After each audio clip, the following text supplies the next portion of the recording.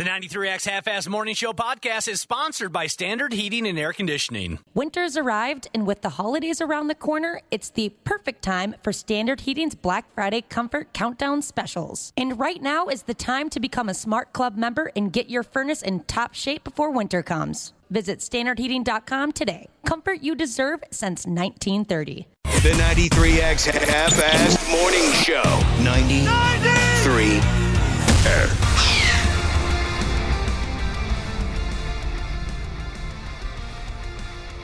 Yeah. I'll tell you what, I'm sure as hell, happy to be back. This is fun.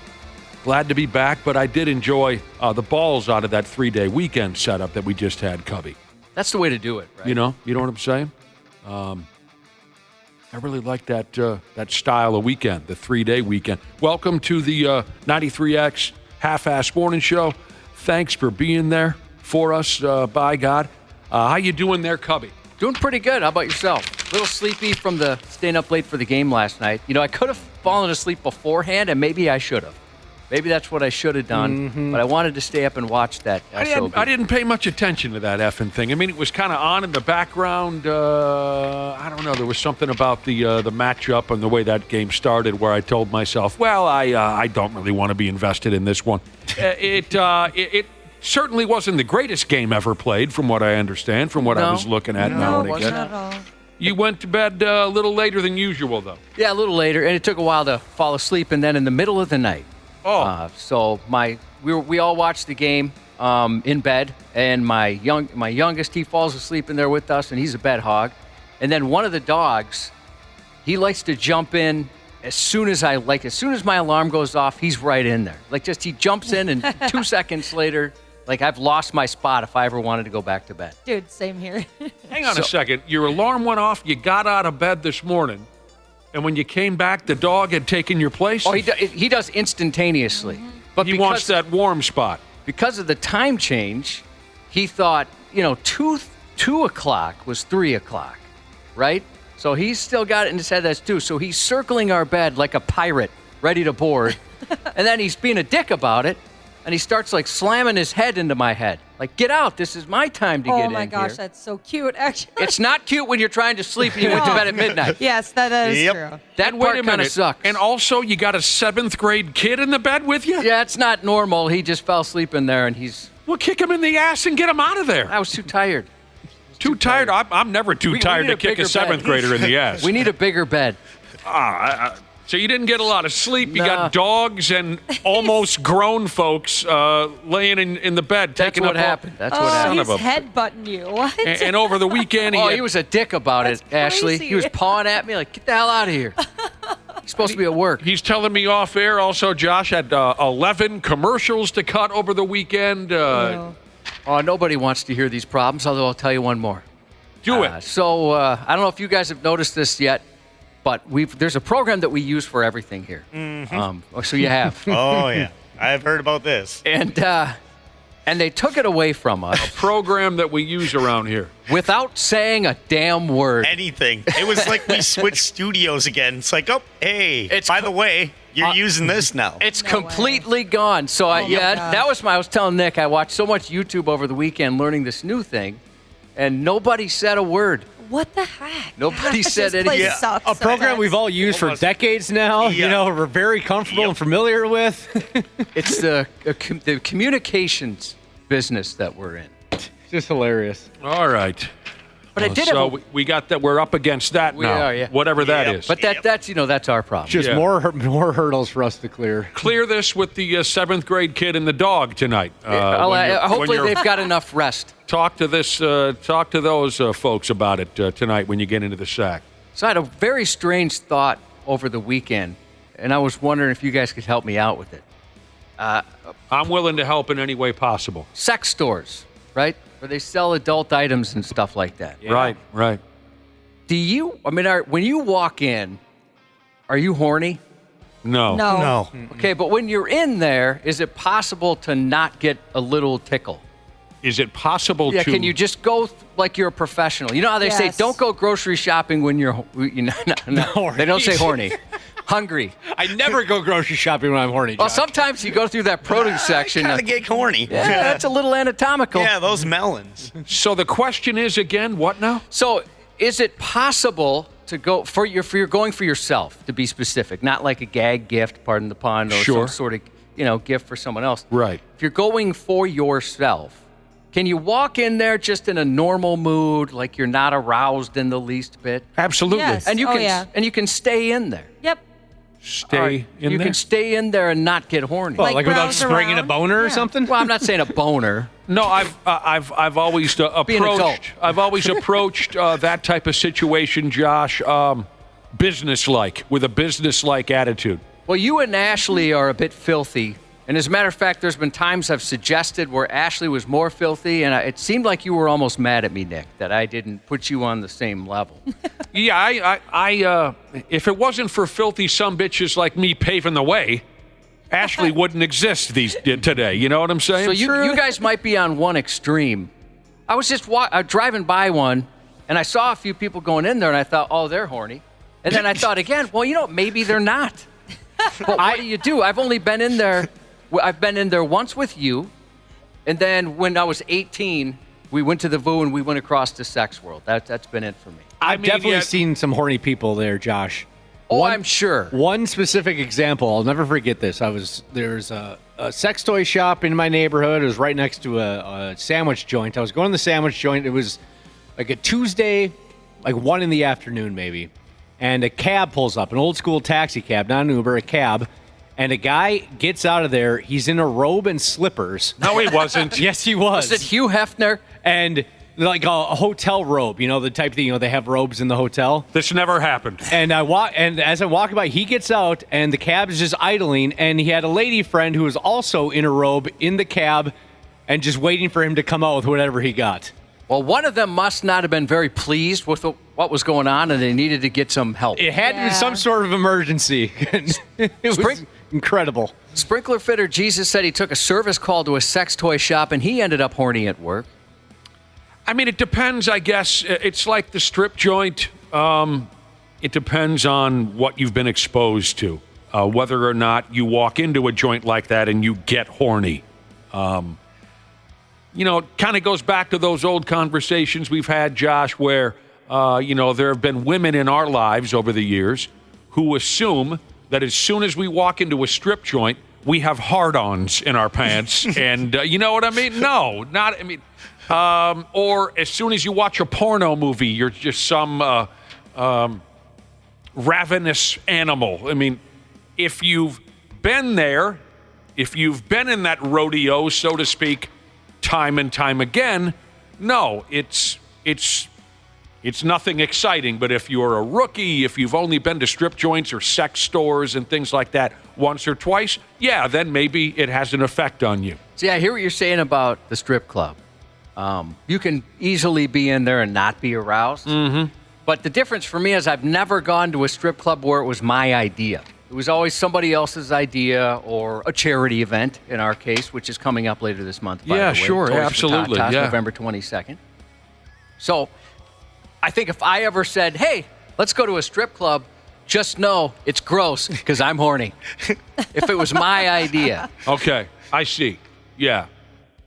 With your level of experience, that all makes sense. Like you were saying, we've got 18 days. We're 18 days away from our holiday season kickoff party. By God, we're hoping you folks will help us pack the house. All that Halloween jibber jabber is up and gone. We got something solid to look forward to now. We hope all of you will swing by and provide some great Christmas gifts for the young people in need. Come November 22nd, it's our half-assed morning show, Toys for Tatas Toy Drive. That's a Friday morning, don't you know, at Rick's Cabaret Gentlemen's Club, downtown Minneapolis. Please help the kids out. We know you will. And then we can hang around and drink beer with hot ladies. We're looking for gifts for kids of all ages. So that's Friday morning, November 22nd, starting at 6 a.m. Come on by and donate to a kid who could use the help. Bring a new unwrapped toy. Get in for free. You'll enjoy a free breakfast buffet. And from that point on, you'll enjoy what you would normally enjoy about visiting a topless club. Nothing but fun. That breakfast buffet, by the way, it's my gosh. what are they? It slaps. It slaps. Is that still cool to say? I would say Maybe so. it was never cool to say. Does it F? I'd say it F. Oh, heck yeah. I remember the first time we ever went there for this, people were like, oh, you got to try the buffet. And I thought, I don't think so. I think I will be avoiding the food Good fire. at that place. But yeah, I mean, like we've had coworkers who have gone for the food and then left immediately. It is so delicious, and especially if you even like stick around for lunchtime too, then you get their lunch is really good as well. You know how when we provide food, not like when we're lucky enough to have Lucky's 13 join us for a boat cruise, but when we provide it, it's garbage. A hot dog and a bag of chips. Rick's Cabaret, when they provide it, it's pretty awesome. That's probably the best I'm going to eat all week. Yep. Yes. So where were you at this weekend that you were driving by a sex shop? Burnsville. Okay. Oh, sorry. Yeah, Burnsville sucks. And when you mentioned the first time or one of the only 2 times you've been into a sex store, sex shop, whatever the hell the title is, one of the 2 times you and I were together. Yeah, that was the second and last time. Where the hell were we then? Lickety Split. Oh, right. That used to be right next door to Rick's Cabaret. Yeah, it was right after Rick's, or right before. No, it must have been right after. What's in that building now? Isn't that some kind of marijuana shop? I think so. I don't know. I think Anyway, it is. we went to why did you agree to come in there with me? I don't know. You just said, let's stop in here for a second. Oh, so you just did it out of love and friendship. Yeah. And was that when we went into the whack booth? That's right. Yeah. Together. But we didn't whack. No, we didn't whack. No whack. And it was, it's funny. So that was my one and only experience with that, too. We put in some money, and then you get no time to watch anything. And it's like a roulette. And it always starts at the worst porn, we found out. So you have to keep skipping ahead as fast as you can to beat the time limit, like you're trying to go through a yellow light. Ashley, have you been in the whack booth? No, I haven't. You fire, I don't know, $1 and change into the coin slot, and there's a television screen in front of you. And how many buttons did they have in front of us, Josh? 5 or 6 different buttons. Yeah. And you hit the button, and it'll change movies for you. Oh, I already saw this urine film. I don't feel like urine today. So you hit the next button, and it's all girl, and you go, woo-wee, that's what we're here for, fellas. Everybody get in here. Or you hit the next button, and it's people getting, leather straps across the ass. So, okay, we were poking the buttons. Yep. And were we giggling? We were. And as a matter of fact, we really annoyed the dude with the mop, right? Remember the mop guy came through? I don't remember the mop man. And I don't know why he was so pissed at us, but he's like, maybe just because we weren't taking it seriously. Like, hey, if you're going to be here, you got to masturbate. That's what this is for. That's why I have the mop. And I think we were just, bonding over a humorous experience. He was thinking, I got this mop out for nothing. These guys aren't even whacking it. Yep. No. Yeah. That actually, oh, man. That actually reminds me, if you don't mind me changing the topic, I think I annoyed a manager at a hardware store. You always think you're annoying somebody. I think he was either a manager or like an asset protection guy, one of my brothers on the force. Over the weekend? You think you annoyed somebody? Yeah, so we're at the hardware store getting something, and I see, oh, look at that. There's an electric snowblower. I've never seen one of those in person. So I went over there. Let me look at this real quick before I go into the hardware store whack booth. Yeah, right. That's where I got in some trouble. Right. So I'm messing. Electric snow blower. Yeah, and the battery was in it. So I'm like, oh, that's so you can try the features.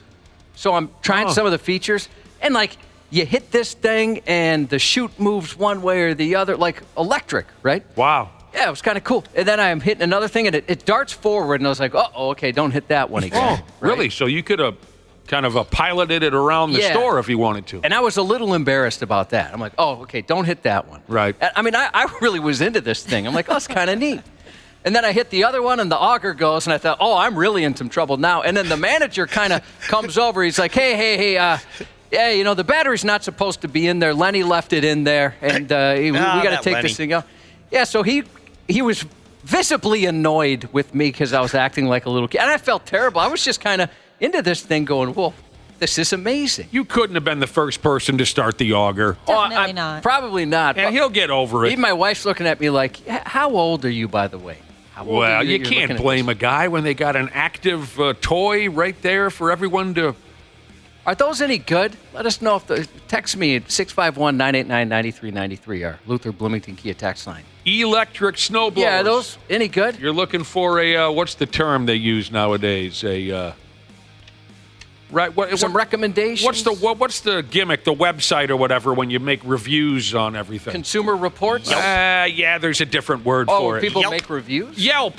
You're looking for a Yelp review. Yeah. Yes, thank you.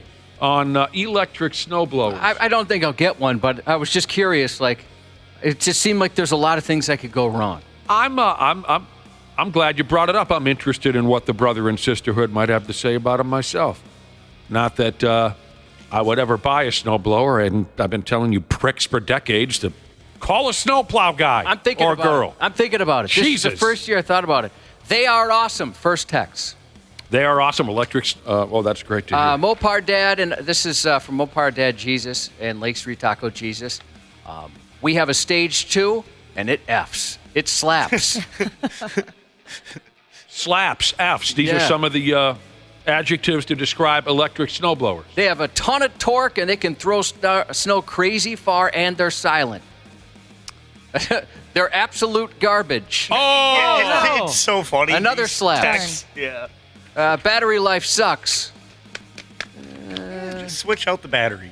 Yeah, well, those aren't cheap. No, they are not. I'll tell you what. So we bought a electric mower. My wife hates it, and I think it's fine. And I thought, well, I'm going to get a second battery just because, if we ever forget to charge this one.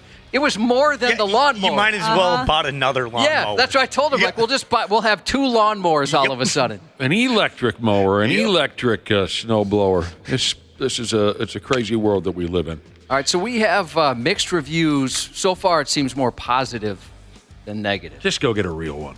Or call a plow driver, for Christ's sake. Yeah, I'm tempted. First year I've been tempted. So tired of hearing about you going up and down, especially when you got a functioning child in the house.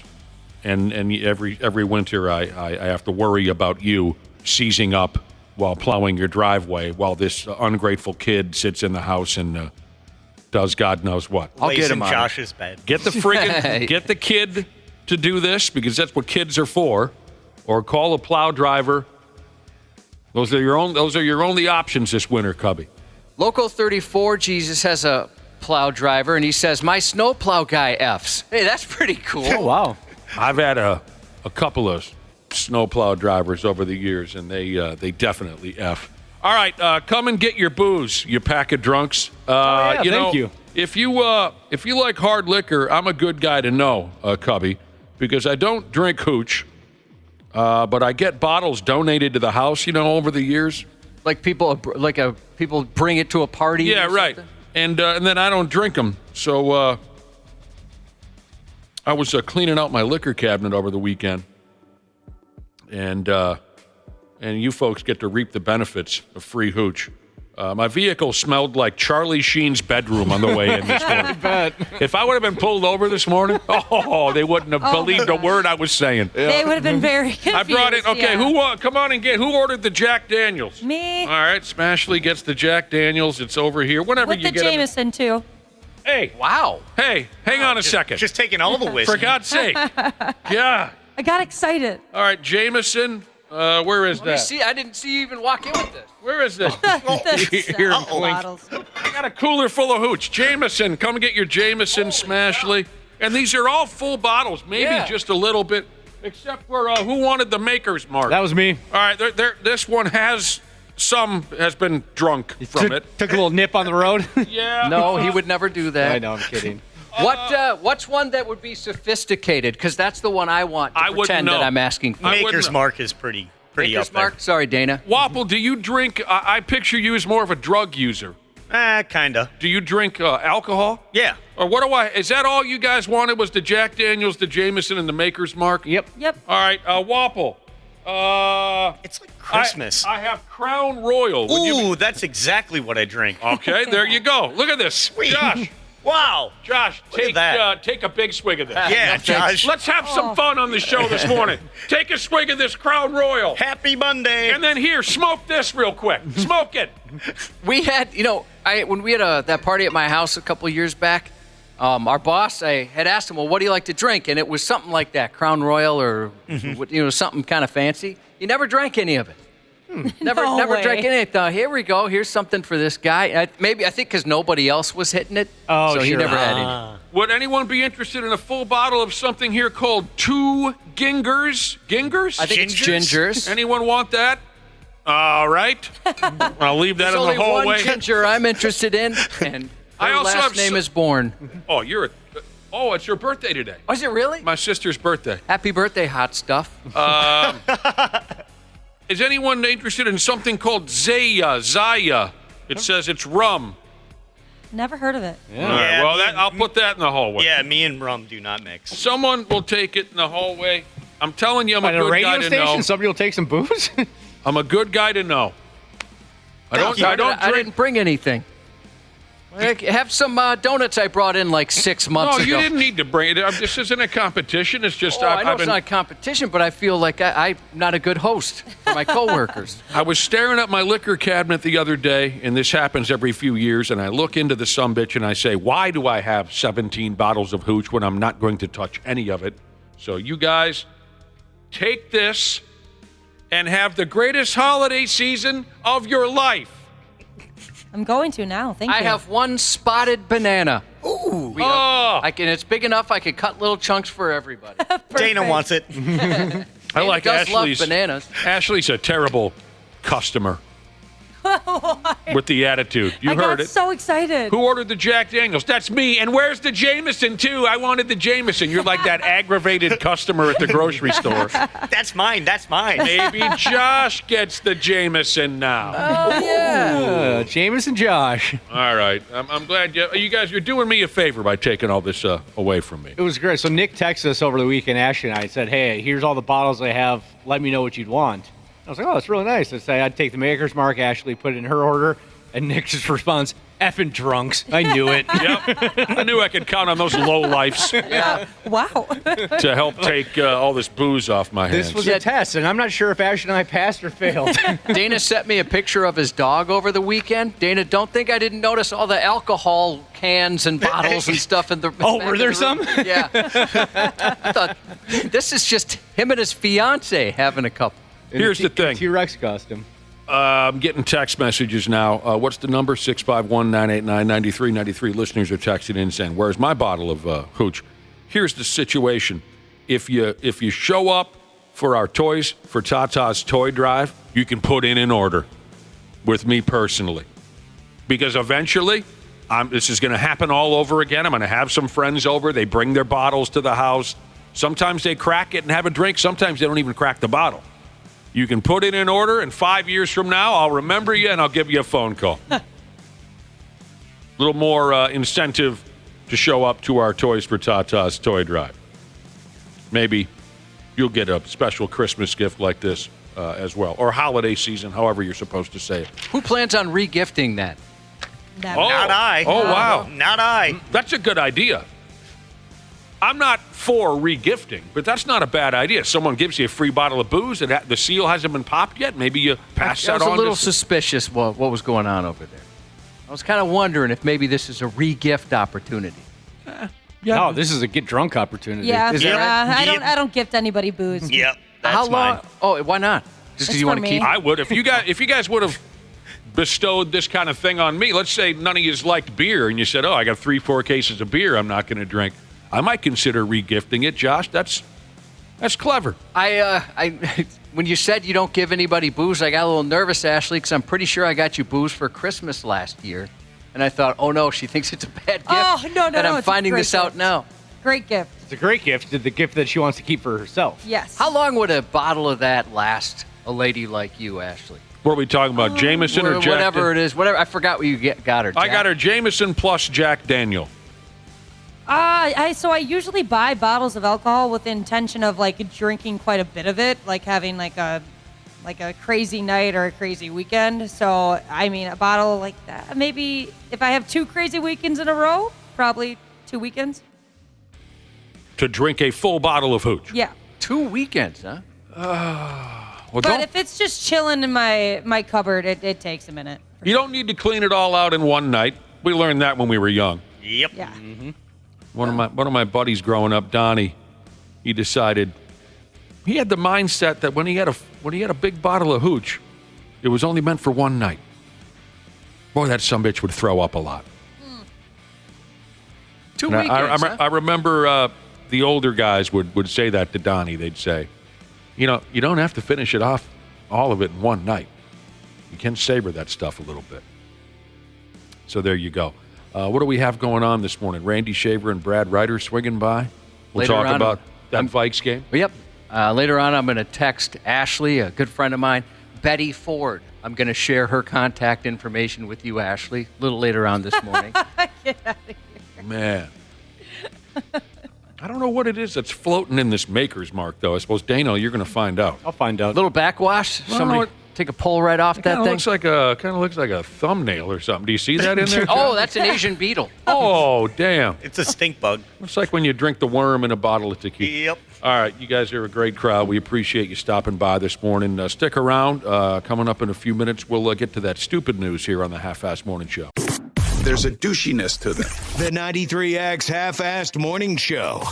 It is that time of the year at Standard Heating and Air Conditioning. Winter's arrived, and with the holidays around the corner, it's the perfect time for Standard Heating's Black Friday Comfort Countdown specials. And right now is the time to become a Smart Club member and get your furnace in top shape before winter comes. Schedule your tune-up, boost your indoor air quality, or grab huge deals on a new system. Do not wait. Visit standardheating.com today. Comfort you deserve since 1930. O'Shea Jackson Jr. and TJ Jefferson bring their unique take on sports entertainment with no contest wrestling, with guests like Swerve Strickland. Why do you use staples like sensu beans, man? No, it was just something, the concept I came up with. It's an instrument used to punish. It was just finding those common items. If you see them, you automatically think back to me in that moment. So it's one of those things I wanted to just implement in like my whole character, being the most dangerous man in AEW. The No Contest Wrestling Podcast, part of the Rich Eisen Podcast Network, wherever you listen. Stupid news on the Half-Assed Morning Show.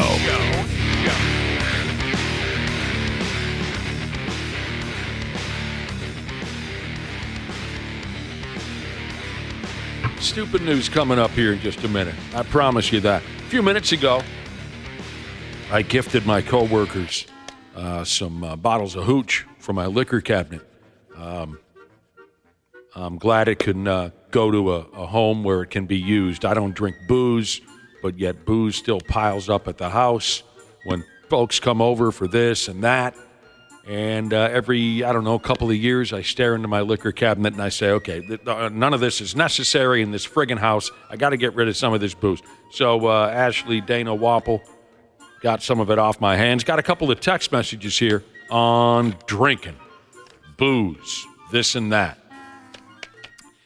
Here's a listener, but you didn't mean not to, Jesus. Said he used to be a beer guy. All beer, all day. And that's my thing. I'm a beer drinker. I don't get wrapped up in the hard liquor. I used to be a beer guy, he says, but man, I was waking up 20 times a night to piss. So now I'm into the liquor and I sleep like a baby. Interesting. Is it maybe you drink less liquor to achieve the same intoxication level? Is that? I wouldn't argue with that. Or does it dry you out more? I wouldn't argue with. Not sure why my delivery was like that. I didn't know. Drunk. What was different about? It kind of had an upward inflection more than I meant to. Just you were asking a question. Yeah. Naughty insurance agent Jesus texted in also. I think he texted in when we were asking Ashley about her drinking. And she said, maybe 2 good weekends. And she could wipe out a full bottle of hooch. Naughty insurance agent Jesus texted in and simply said this. To be 20-something again, no kids, and a bottle of hooch. It's pretty enjoyable. That's all he would need to be happy again. Just to go back just one time to be 20-something. No kids, and a full bottle of booze in front of him. Karen Rogers is a douche, Jesus texted in also. and said, next time, whatever booze you don't want, just leave outside your local high school. I bet that'll disappear instantaneously. Just kind of plant 5, 6 bottles. I think I just gave away 5, 6 bottles to the younger people over there in the room. Next time, just plant them outside the exits of my neighborhood high school. And, yeah. The all-knowing brother and sisterhood says beer is a diuretic, so it pulls all the extra water in your body. This is why you pee so much when drinking beer. Well, that is fascinating stuff. Absolutely fascinating stuff. Okay. Halloween was last week, and the Halloween-style stupid news stories have landed on our laps this morning. So here we effing go. I mentioned a few days ago when we were creeping up on Halloween, one of my favorite memories of Halloween from back when I was in high school was when one of my pals put a cold can of Busch Light into a little kid's pillowcase when the kid approached us while he was out trick-or-treating. Yes, it was wrong, but the look of confusion on the little kid's face was so effing hilarious. Don't worry, I'm pretty sure the kid ended up being fine. He would be about 40 years old by now. But that was fun. This is a hell of a deal here.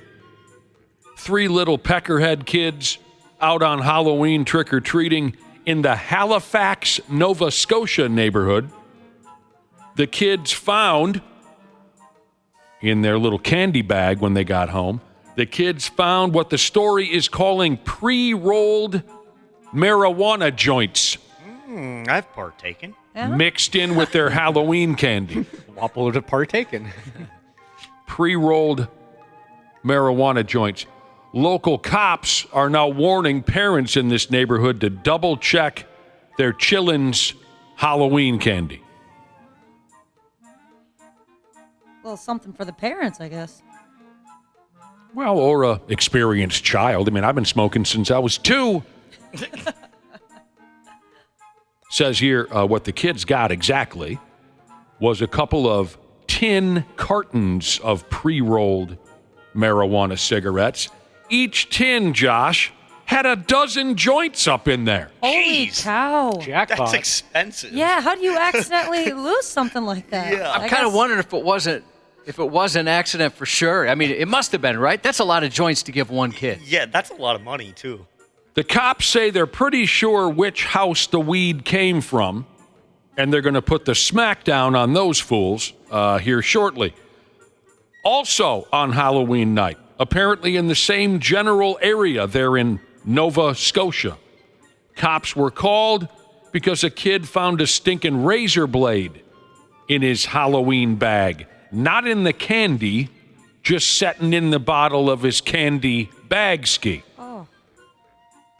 There was a house that was giving out disposable razors there. It was some political point. I didn't read too far into it once I realized it was a political story. Really? Yeah, so there was a big bucket of disposable razor blades, and they're criticizing their president, their king or chancellor, whatever they have in Canada. I'm not exactly sure.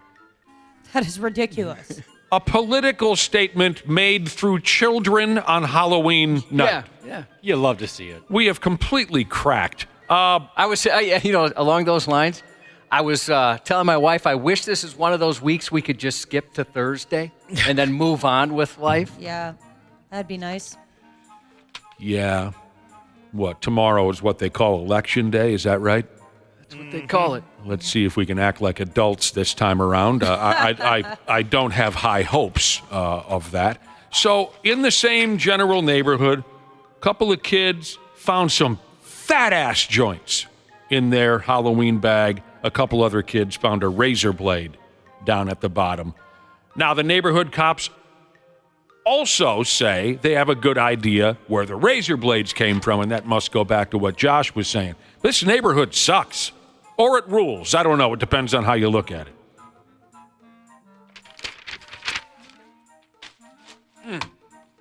The concern lately it's been, hey, take a look at your kid's candy because sometimes people will accidentally put the wrong Sour Patch Kids in there, right? You get the gummies and they look so similar. I would never even thought of that. I forgot about the gummies. I had mentioned last week I was a little bummed. My youngest is like, this is probably his last year trick-or-treating, and he says, I don't want you guys anywhere near me, essentially. And he went out with his buddies. So I decided, you know what, you're on your own. I'm not checking your candy this year. Well, I'll teach him. Yeah. You end up in the ER, that's your problem. Yep. You don't want a dad? You don't got a dad this year. It's okay, Josh. I'm not going to check your candy this time. That hurts. Completely honest, I totally forgot. Gosh, I hope my wife did it. Well, he's 13, 12 years old. Well, there was Thursday night football. I wanted to watch Aaron Rodgers lose. I got distracted. No. I'm not. No, he doesn't. He doesn't need anyone to check his candy for him anymore. He's a junior high student, for Christ's sake. He's pretty stupid, though. And I don't think you noticed the difference between he likes to chomp it up like you do with candy, so he's probably going to go right for that bag, not realizing he had the equivalent of like a Whopple weekend worth of gummies. Well, I guess we'll find out if you get home today and he's climbing the walls. Hey, on Halloween, someone pulled the fake parade gimmick over there in a place called Dublin, Ireland.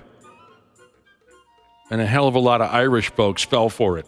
Sadly, we used to do stupid fake parades here at the radio station years ago when we were desperate for ratings. We tried a couple of fake parades. It was so long ago, I forgot what holidays we used to try and fool people into thinking there was a parade to run off to in Minneapolis, but we did do it once or twice. Were you involved in those, Josh? No, I was there, meaning working at the station, but I was not involved. Maybe it was April Fool's Day. Oh, God, it was such I think it was April Fool's Day. I remember, the production for that took forever, and I'm sure... Luckily, I had nothing to do with that, but I'm sure you were here. Oh, it was the worst. Late afternoons. It was the absolute worst. I mean, we put in some pretty solid days back then anyway. Now we have the luxury of working from home and all of that. But back in the day, I would get here at, 4:30 in the morning, and sometimes I wouldn't be home until 6:30, 7 o'clock at night. And I hated most of what was going on back in those days. The production, it did, Josh. It took forever. And I don't know if the payoff was worth it. I got to say it was entertaining to listen to. Well, I appreciate. Yeah, honestly, I understand how much work that is, and it'd be even more since they took away the main program we've used for 20 years without giving anybody any heads up. But it was worth the listen. And it was... I will say this, it was a lot easier to get folks involved back then. We had, at the time, we had 3 or 4 Minnesota Twins, 3 or 4 Minnesota Vikings, all kinds of other local notable people to help us out with the fake parade. So just to explain, the main host of the show, whose guts I hated, he would say, okay, let's check in with Nick. He's at this, what holiday did we say? I thought it was April Fool's. Let's check in with Nick. He's live at the, April Fool's Day parade. And then, cut to the fake sound effects of a crowd and cheering and traffic. And I would say, well, right now I'm sitting in the parade with Kirby Puckett. Kirby, how are you enjoying the parade? And Kirby would say, man, this is the biggest turnout I've ever seen. All of these people agreed to help us with the bit and make it fun. Twins, Vikings. I remember Paul Majors, the news guy here in town, was really good in his role. And we both pretended like we were waving to our parents. Looking back, I guess it was kind of fun, but it was a lot of friggin' work. And in the long run, it didn't do dick for the success of the program. But anyway. Maybe not, but it was a good bit. Yeah. Probably not worth the effort. No. But as somebody who had to put zero effort into it, I enjoyed it. So thousands of people gathered in Dublin, Ireland on Halloween night for a parade that was never going to happen.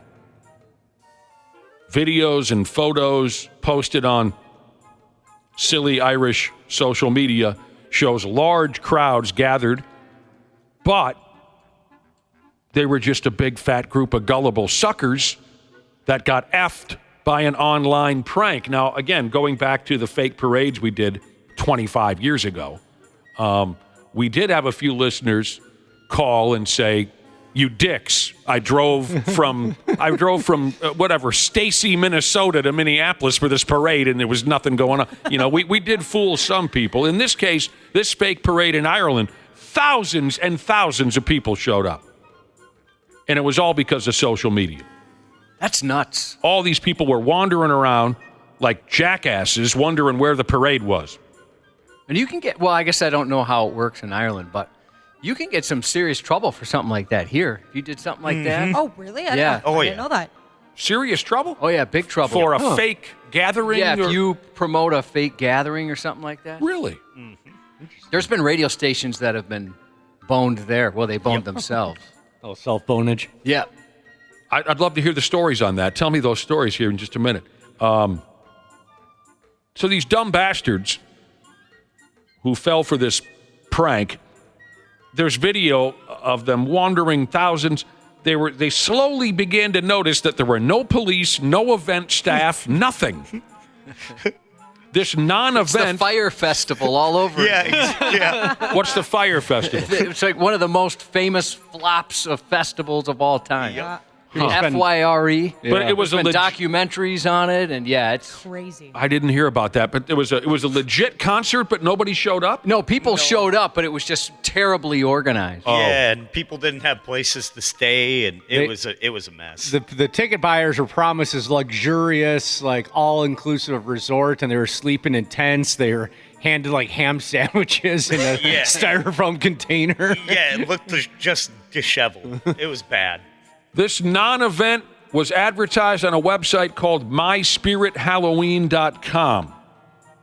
And then, from what I understand, they just let all the sheeple on social media do their thing.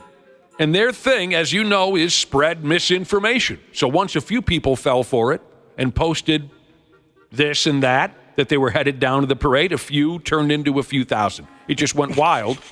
The photo is so funny. Seeing all these people lining the street, looking down like, hey, what's happening? Where are the fire trucks and stuff?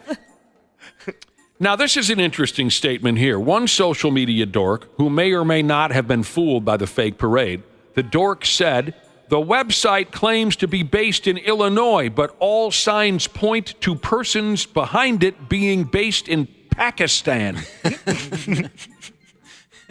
Pakistan. Why are people in Pakistan bothering using their free time to prank Ireland? I don't know. Maybe there's not a ton to do there. I'm not sure. Well, then again, now I'm thinking back to when I was a kid when we used to do prank phone calls. Me and my buddy did once make a prank phone call to Japan. Oh, wow. Dang, that's impressive. I wouldn't even know how to call Japan. Bet that would rack up a long-distance bill back in the day, too. Oh, yeah, it did. Uh-oh. But our parents were dumb. Oh. We would just say, I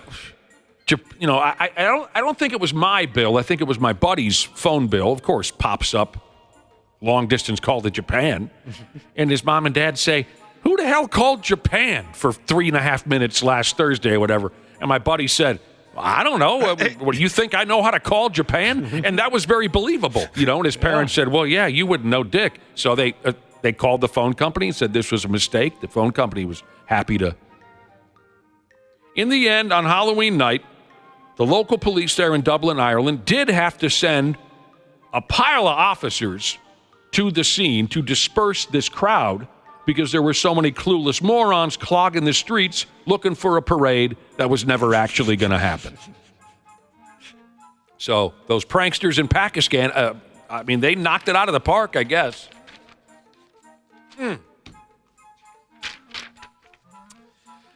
All right. You guys know that I'm pretty damn unfamiliar with what goes on over there on, and I know what you're saying, again, with the social media. But I am pretty unfamiliar with what goes on over there. I hear about it. You guys tell me this and that. So when I read about some of the bizarre things connected to that world, it's effing interesting. And I know I'm not alone. Here's what I have here for you this time around. Says here, New York state officials had to go ahead and seize an Instagram famous squirrel They had to snatch the squirrel away from its owner. And I'll try to explain why here in a minute. First off, maybe you know the squirrel because it is, as I said, Instagram famous. The squirrel goes by the name of Peanut. If you weren't familiar, if you opened up a browser over the weekend, you're probably familiar now with Peanut. My gosh. Okay.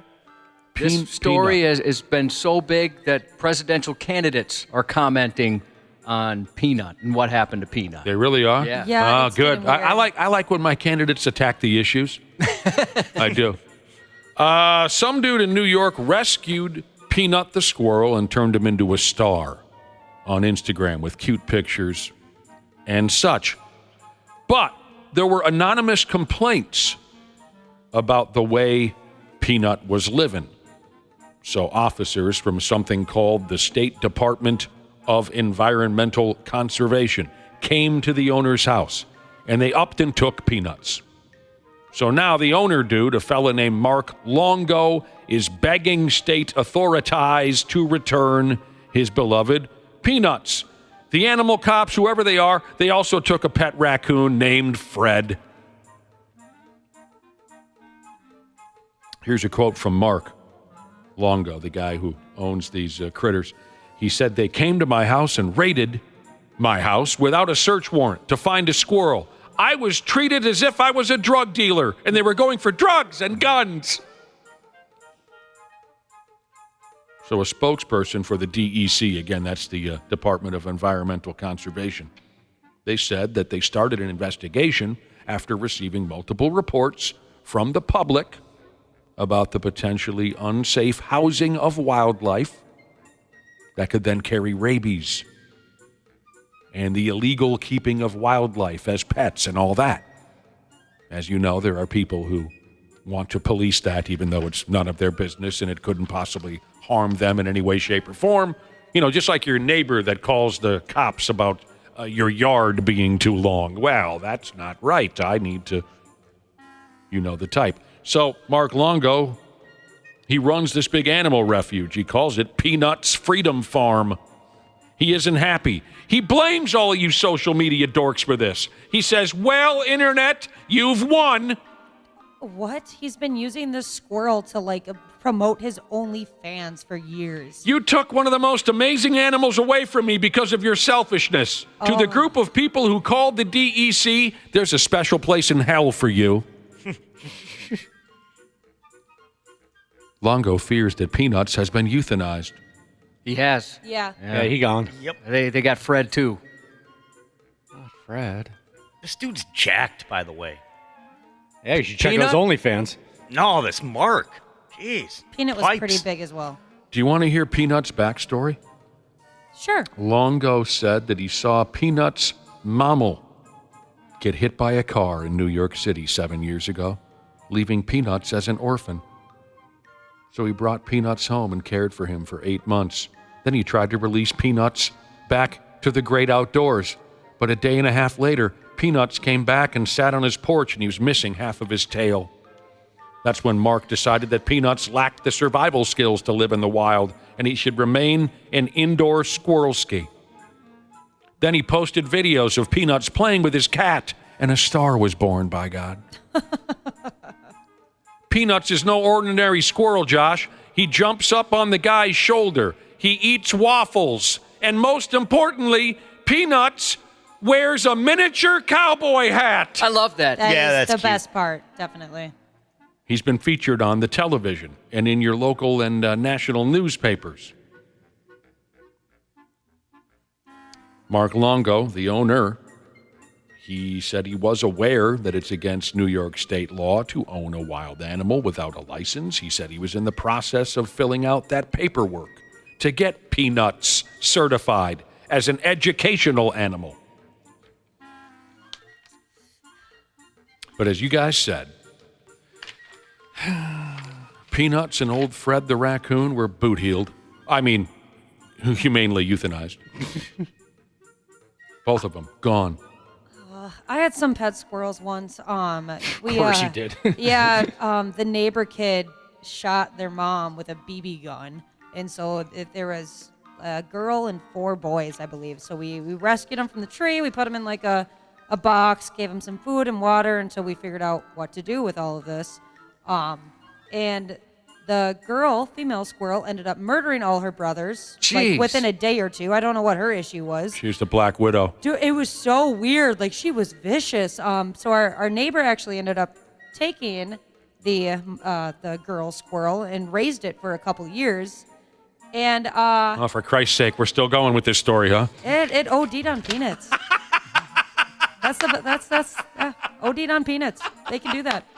I could see ODing on peanuts. They're so good. Yep. Buddy of mine. Pistachios, yeah. I'm just busting your chops, Ashley. That was an interesting story. They're a pain in the ass to open, though. Yeah, they are. The most frustrating thing about that, though, Nick, is that my parents lied to me for like 15 years about this squirrel. I got to go back to this now. The female squirrel, the Black Widow, who viciously killed the rest of her family. Yes. She then overdosed on peanut intake? Yes. You just found her dead with a full belly and peanut breath? Yes, she had them in her cheeks. And she just up peanuts. I wonder if she choked on one. Yeah. I mean, this sounds like a Netflix limited series. It was a crazy thing that happened. Like, I used to Going back to earlier this morning, did then a car pull up and 2 grown people wearing robes go into a sex shop together? Honestly, this was a crazy stage of my life. They're still buried like peacefully in a very nice grave in my parents' backyard. But your parents lied to you about the death of the Black Widow squirrel? Yes, they would tell me for years, like, oh, there, I can't remember what her name was. Let's just say Kathy. Like, oh, there's Kathy running in the trees up there. They didn't want to tell you that she had eaten herself to death. Uh-huh. Or maybe she had a heart attack, Josh. What do you think? I think she choked on a peanut. She choked on a peanut? Rest in peace. Tiny Hammer Jesus said he doesn't believe you can OD on penis because his ex-wife is still alive. No, peanuts. Yeah, peanuts is what we were talking about. There isn't a limit on the other. No. You can probably survive on that if you had. Get all you can take. So if you're sitting here, you hadn't heard the story. It sounds like you guys knew the story before we even got here today about Peanuts and Fred. And you're going, well, wait a minute. You never told me why these animals were boot-heeled. I mean, humanely euthanized. Apparently, Peanuts bit somebody along the way. And the animals were euthanized to check for rabies. Yep. You guys have heard that. That's the process. Yeah. Got to check the brain. This guy, this Mark Longo, is friggin' furious. He says, we refuse to accept this loss in silence. He's going to try to sue everybody. They're in deep shock, and they're in grief over there at the animal shelter that Mark Longo runs. I like the thought process, though. Hey, we're a little concerned about the welfare of this squirrel. Let's kill that son of a bitch. Ojibwe Jesus said, Wapple, how far down do you think you bury a squirrel? Oh, that's got to be at least 4 feet. 4 feet? 4 feet. Is that frost level? Yeah. 4 Yeah, it's going to be tough now. Peanuts are toxic to squirrels? Yeah, somebody just texted in and said peanuts are toxic to squirrels. I think it's because of... I might be wrong, but I think it's because of the salt. Well, then I've killed many squirrels, and I didn't know it. I used to throw this... I don't mind squirrels and rabbits and whatnot running around my yard. Some people get all uppity about that. I don't get it. What the hell... I love it. So I used to throw this pile of seed out into a bucket, and there were peanuts in there, so I guess maybe I'm a squirrel murderer. I didn't know that squirrels couldn't handle a friggin' peanut. Who the hell would have guessed that? That's like saying a 25-year-old guy was killed by having 2 beers or something. I have a peanut, or not a peanut story, but I have a squirrel story too, actually. My sister, one of the weirdest, it's her birthday today. Happy birthday to my sister. It's one of the weirdest I've ever seen her act in her life. We were in our 20s or summers like that, and I stopped by my folks' place where my sister was living with them at the time, and my sister was so excited that she had found this baby squirrel in the yard, and she was nursing it back to health, and the look on her face was just creepy. And I'd never seen her act. I have this little baby squirrel, and I found him under a tree, and I'm feeding him with an eyedropper. It was like it was just odd, unlike her. I said, okay, that's great. And she brought me out to the garage, and there's this tiny little baby squirrel in a box. She put a little blanket around the sumbitch, and there he was just asleeping on his side. Oh, God, what a stressful day. I fell out of a tree, and then a red-haired lady fed me through an eye drop, and the squirrel's just asleep on his side. The mistake she made, though, is she kind of put it by the garage door, not the massive garage door where the cars were, but the side door. She put the box with the baby squirrel by the side door. And at one point or another, she said to my dad, go check on my baby squirrel, see that he's okay. My dad's like, I don't know why you have a stupid baby squirrel. And then she said, just go check on my squirrel. And my dad left, and he came back with this terrible look on his face. Oh, no. And I noticed it. No one else did. And I said to my dad, I said, what the hell happened out there? You're supposed to check on the squirrel. He goes, for Christ's sake, she shouldn't have put the box so close to the door. I swung that side door open, and my dad said, and I just smashed that son of a bitch to death. Oh, it's terrible. I smashed him to death. I opened the door too hard, and it smashed. And Katie's going to be so upset. And he told my sister, and she went screaming and crying out of the room. It was a weird night. But my old man, just because he was a big goof, he just smashed the thing's brains in, and the eyes fell out. Most of your animal stories do end in a tragic death. Yep. Yeah, that's very true. Sometimes That's what makes them great stories. Sometimes they start so beautiful and relatable. I like those stories. And then there's a horrible, tragic death. That's how it played out. Ask my sister. Call her today on her birthday, Josh, and ask her about the baby squirrel. I will certainly get a hold of her today to say happy birthday. Do you have her number? I don't know if I have her number. I should give you. I stalk her on Facebook. I'm kidding. I'm not on Facebook. I was going to say, wait, you got a Facebook? When we go to commercial break, I'm going to text her about the baby squirrel and get her comments now after all these years. Real quick before we go, this stupid news story has an ending straight out of a Looney Tunes cartoon program. A couple weeks ago, police, where are they? Oh, they're located in a far southeastern portion of the United States. Cops pulled over a couple of low-life dildos in a motor vehicle, and the vehicle was more or less crawling with illegal drugs. By God, Josh, the cops found a rolled cigar with marijuana stuffed inside of it. They found a pill box with 11 alprazolam pills in there, whatever that is. Oh, there were baggies in the car with fentanyl crumbs inside. 3 syringes filled with meth juice. A few more fat-ass joint sticks were in there, and on and on. The cops were in the process of arresting the 2 low-life dildos in the car, but the 39-year-old driver had other ideas. He did a little shimmy shake like Barry Sanders used to do at the line of scrimmage back when he was playing, and he shook his way loose from the cops, and he ran. So long, suckers! But he only got a few steps before he drove his own skull clean into a telephone pole. Oh, no. Rats. Dummy. Like you said, so long, suck. Ding! Yep. The cops watched this gong show. The cops didn't even have to move. They watched the guy run, knock himself in the next week in the telephone pole, and the cops slowly walked over and cuffed the prick. That's hilarious. And that's all, folks. With as much misery as cops have to put up with on a daily basis, it's nice to know that scumbags will provide them with some laughs now and again. Sports on the 93X Half-Assed Morning Show. Christian Brown goes right at Gobert! Oh, what a slam for Christian Brown! And Gobert puts his arm around her shoulder. Westbrook now gets ahead. After the slam, Brown and Gobert face to face. Gobert didn't appreciate it. Christian Brown with one of the dunks of the early season. I got to tell you, I've been enjoying the last couple of Timberwolves games. Let's keep this up. Last 2 games, there's been fights. Yeah, they're feisty, aren't they? I dig it. I dig it. I want to posterize somebody someday. I don't know what it would be. What can I posterize somebody on? Not a dunk. Well, maybe I could dunk on a little kid on one of those little Tykes hoops. Yeah, you know? you could get a little 4-foot hoop and That's posterize somebody. There you go. Or a little mini trampoline on the one in your driveway. I'll kill myself. Oh, my God. Yeah, the takeoff would be pretty. The landing would be ugly, I would imagine. I'd go right by I'd miss it wide left. Please don't recommend that a near 50-year-old man sets up a trampoline in his friggin' driveway and has a dunk contest with himself. Yeah, we don't can do get that, a mini Dana. hoop. You can posterize me. No, I would never do that. I mean, I'm not gonna make it easy on you. Oh, you're not going to give it to me, that's for sure. I'm like Olajuwon. Just block that sumbitch right out of your hands. But I love the Wolves. You guys know that anyway. But the last couple of games, I love Rudy Gobert throwing around that German kid. Bring your ass. I love, the following night? Then McDaniels gets in a scrap with a member of the, what the hell club was that they were playing? The San Antonio Spurs. I like this fighting, scrapping attitude that they've got. I'd like to see a couple more wins.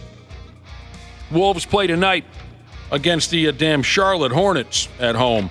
So the Vikes got a win last night over the Indianapolis Colts. We'll get into that when Randy Shaver and Brad Ryder join us. The Pigs are still rolling. And before we go, we were talking about squirrels. We were talking about Peanut, the internet famous squirrel. Oh, God, he's dead. This happened, that happened. Animal control had to seize him. Everyone's been talking about it, Josh says. So I don't have to fill in any gaps, I don't think. Everyone knows about Peanut, the internet squirrel. He's dead. We got to talk about squirrels. Ashley had a pet squirrel. And my sister had a pet squirrel when we were younger. And I told the story of my sister's pet squirrel being smashed to death accidentally by my dad. I texted her while we were in commercial. And I said, do you remember that? And she said, the tragedy of the dead baby squirrel is always in my heart, she said. Because she was devastated by the death of that baby squirrel that she was feeding with an eye drop, and she wanted to raise it to adulthood, but my dad smashed it to death. She remembers. Ashley wanted to tell us that peanuts are toxic to squirrels. I had never heard that before. A few people have texted in saying that's not true. My favorite text on the subject goes like this. It says, WTF, squirrels can absolutely eat peanuts. It just doesn't offer them much for nutrition. Oh, no.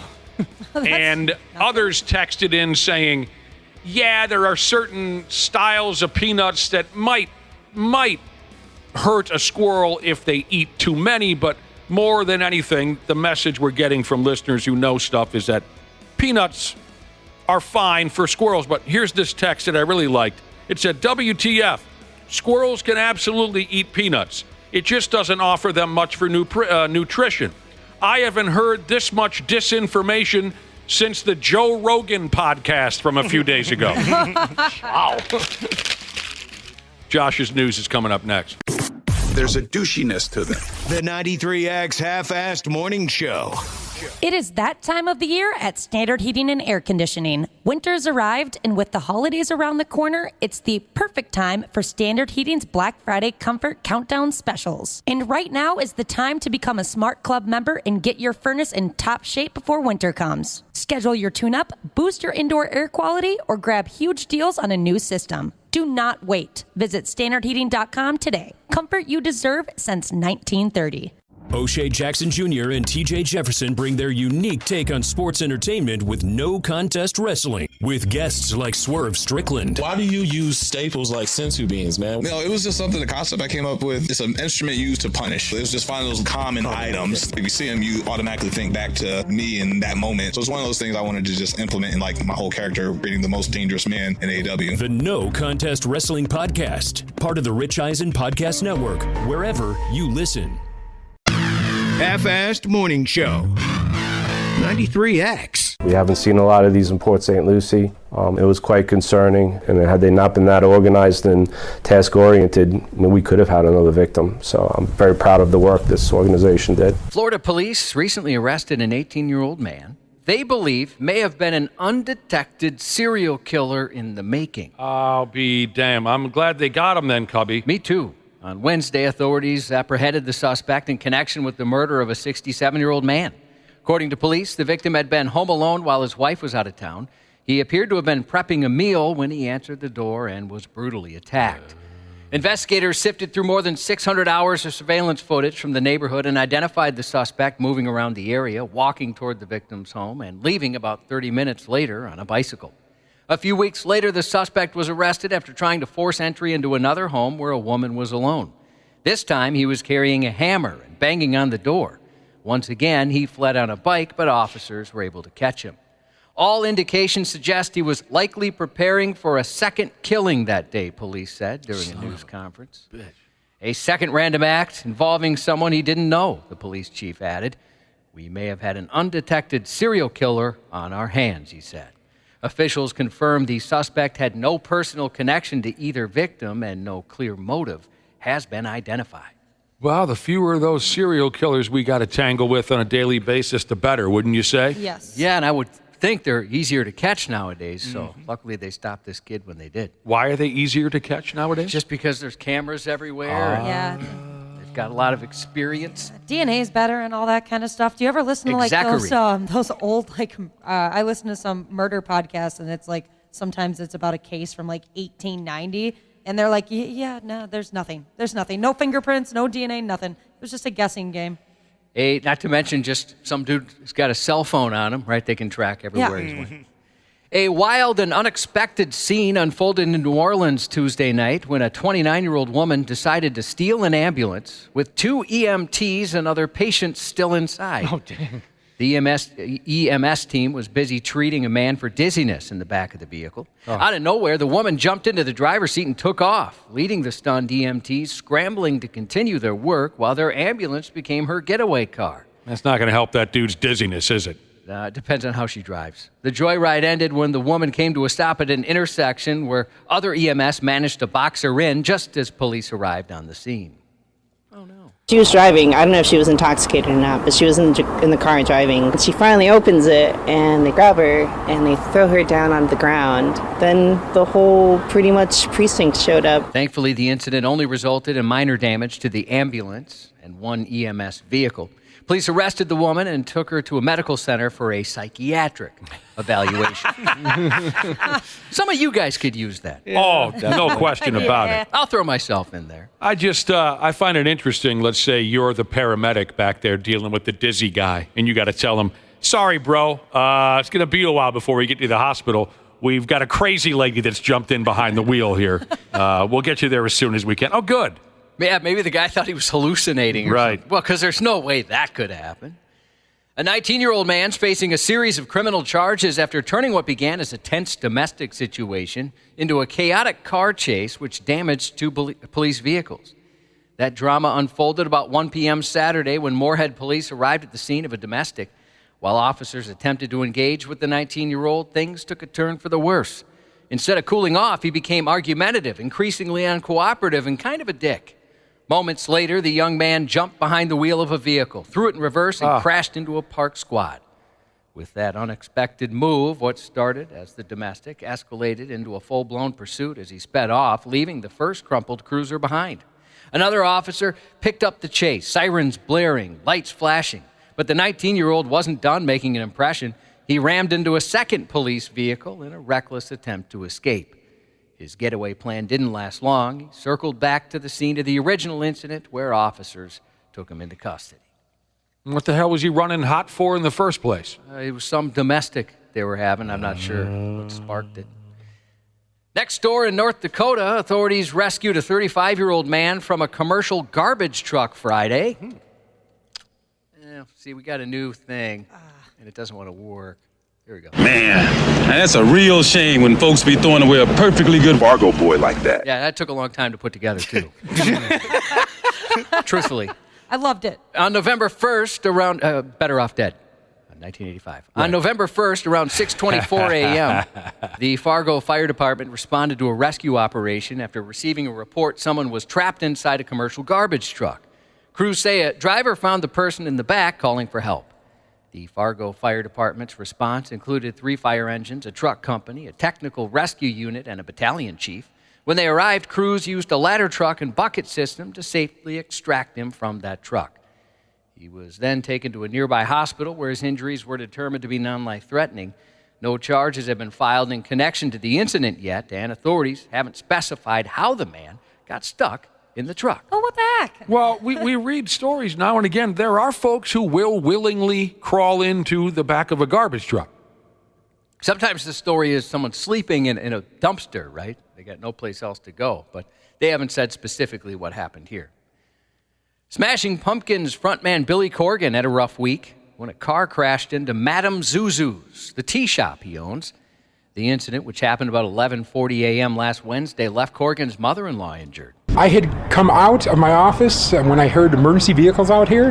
I looked to the right by Madame Zuzu's, and 3 windows down, there was a small red car, it was a little Mini Cooper, had crashed through the window. The driver of a Mini Cooper involved in the crash was hurt and taken to the hospital. It appears the crash was an accident, though the investigation is ongoing. From a tea-related crash to spilling it, Billy Corgan's been getting candid about his guitar skills. In a recent chat with Guitar World, he vented a bit about feeling underrated.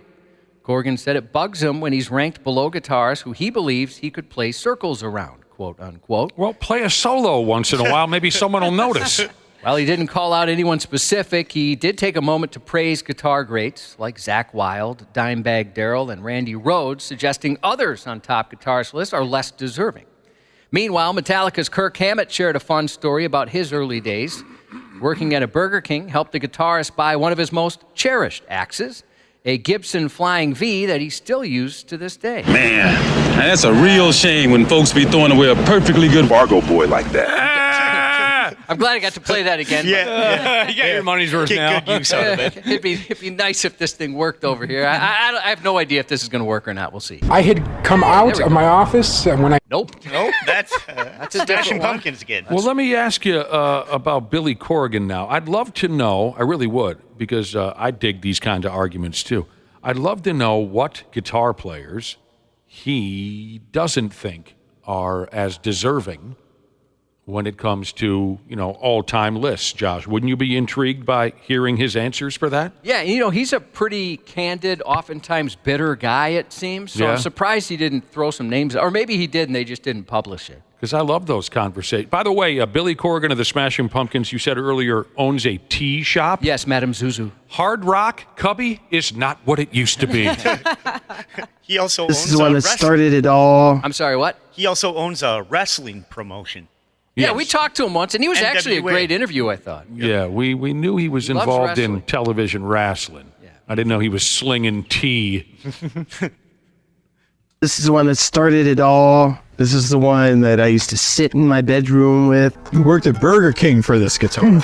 Yeah, this guitar has been stolen from me twice, and I managed to get it back. It's been lost. Ride the Lightning, Master of Puppets, and Justice for All, and the Black Album, they're written on this guitar. That's the clip I wanted. That's Hammett old Kirk Hammett, huh? There he is. Hammett also reminisced about a Toy Monkeys guitar his grandmother got him when he was 7 years old, which sparked his love for playing because he loved the TV show. Fans will be able to dig deeper into his collection soon. Gibson's releasing a coffee table book titled The Collection, Kirk Hammett, later this month. Dude. Packed with photos and stories of his beloved guitars. And wah-wah pedal. Oh, man, that could be that could be like a J.R.R. Tolkien length book of the wah-wah pedal. God, he loves that thing. He does. Never goes anywhere without it. 3-4 of them. A mystery that spooked northern Minnesota last week unraveled in a surprising twist. Potential human remains found in the Otter Tail River turned out to be nothing more sinister than discarded Halloween decorations. Shortly after 6:30 p.m. Wednesday, a group of hunters stumbled upon what looked like possible human bones in the river. Understandably, this discovery sent a chill through the community. Within moments, Fergus Falls Police, the Minnesota Bureau of Criminal Apprehension, and the Otter Tail County Sheriff's Office leapt into action, ready to tackle what could have been the region's latest cold case. As the sun set and flashlights cast eerie beams over the water, the investigative team examined the scene. But after a closer inspection, and perhaps a collective sigh of relief, they realized the grim-looking remains were merely a hyper-realistic prop. A police spokesperson summed up the strange find with a touch of humor, saying, "It was a pretty realistic-looking skeleton." Dad, Halloween's over. Where do I put the decorations? Well, put them in the river, like we always do. You know where they go in the river. What started as a normal night of trick-or-treating turned into a scary ordeal for a kid in Calgary. A group of teens threatened him with weapons, demanding his Halloween candy. Police were called about 7:55 p.m. after reports came in about a youth being threatened. A group of up to 6 teens, all dressed in dark clothes and masks, cornered a kid and demanded the Halloween stash. The young trick-or-treater refused to give in, but suddenly he was faced with a machete and a gun, so he ran.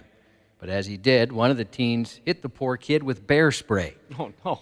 God, Suspects then sped off in a red VW. That'll slow a kid down. Oh, Yeah. Police are investigating. You get hit in the mush with that bear spray, you're going to take a knee. What a couple of jerks, right? Bear Yeah, spray, come man. on. A Pennsylvania woman's luck ran out at a Pittsburgh casino, and not just at the slots. Her evening took an unpleasant turn when an overhead sewage pipe burst, turning her night at the slot machines into quite literally a game of craps.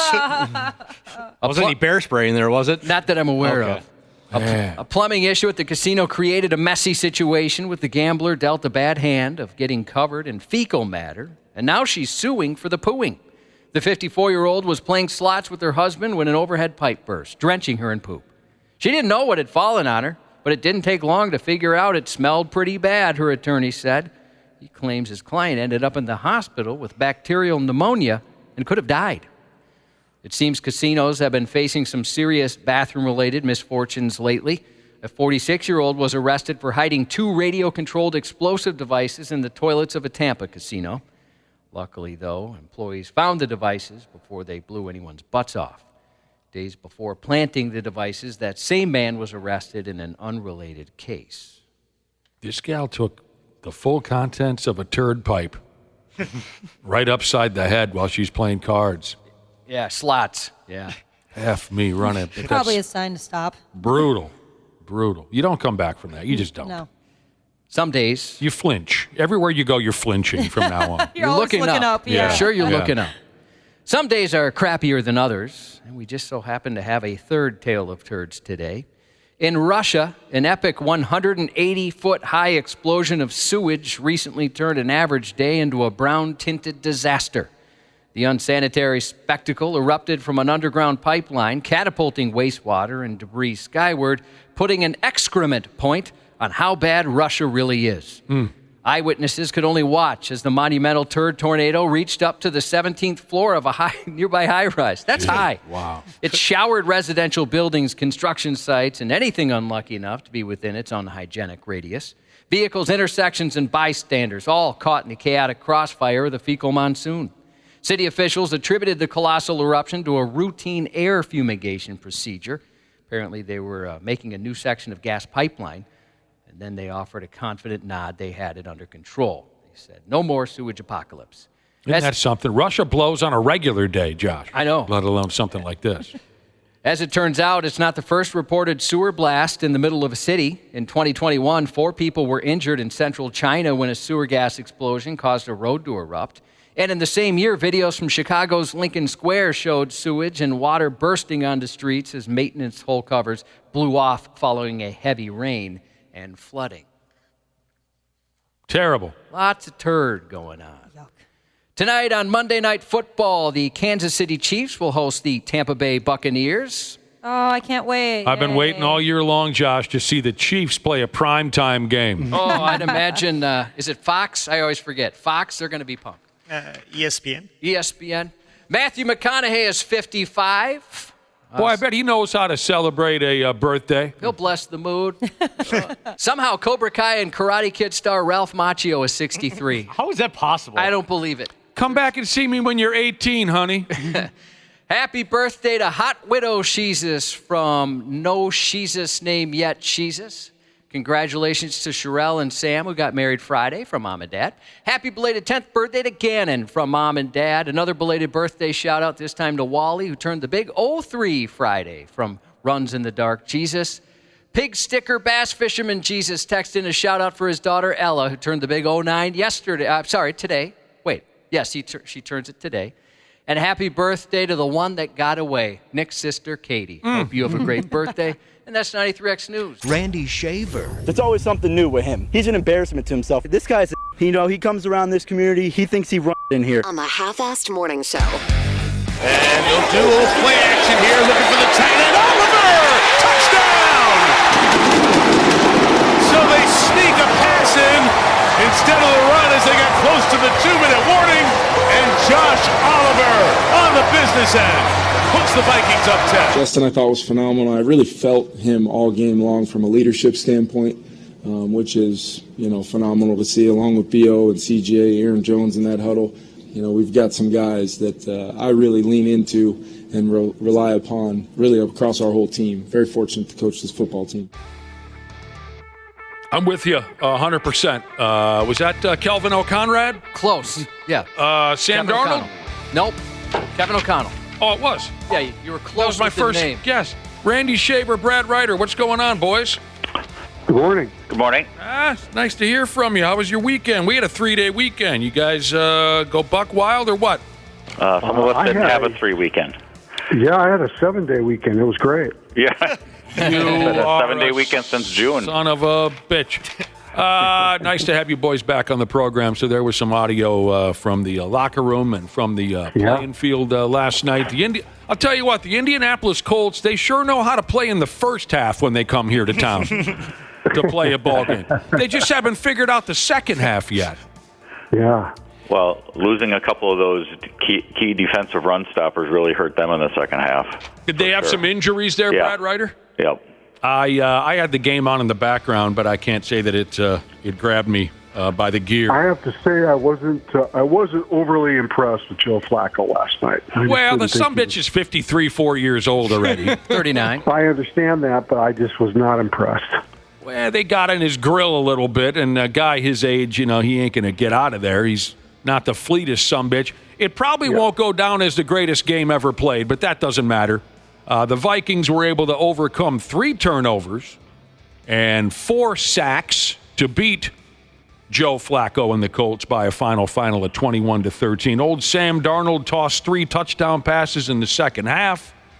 It was all about the second half because the first half, nothing happened. Right.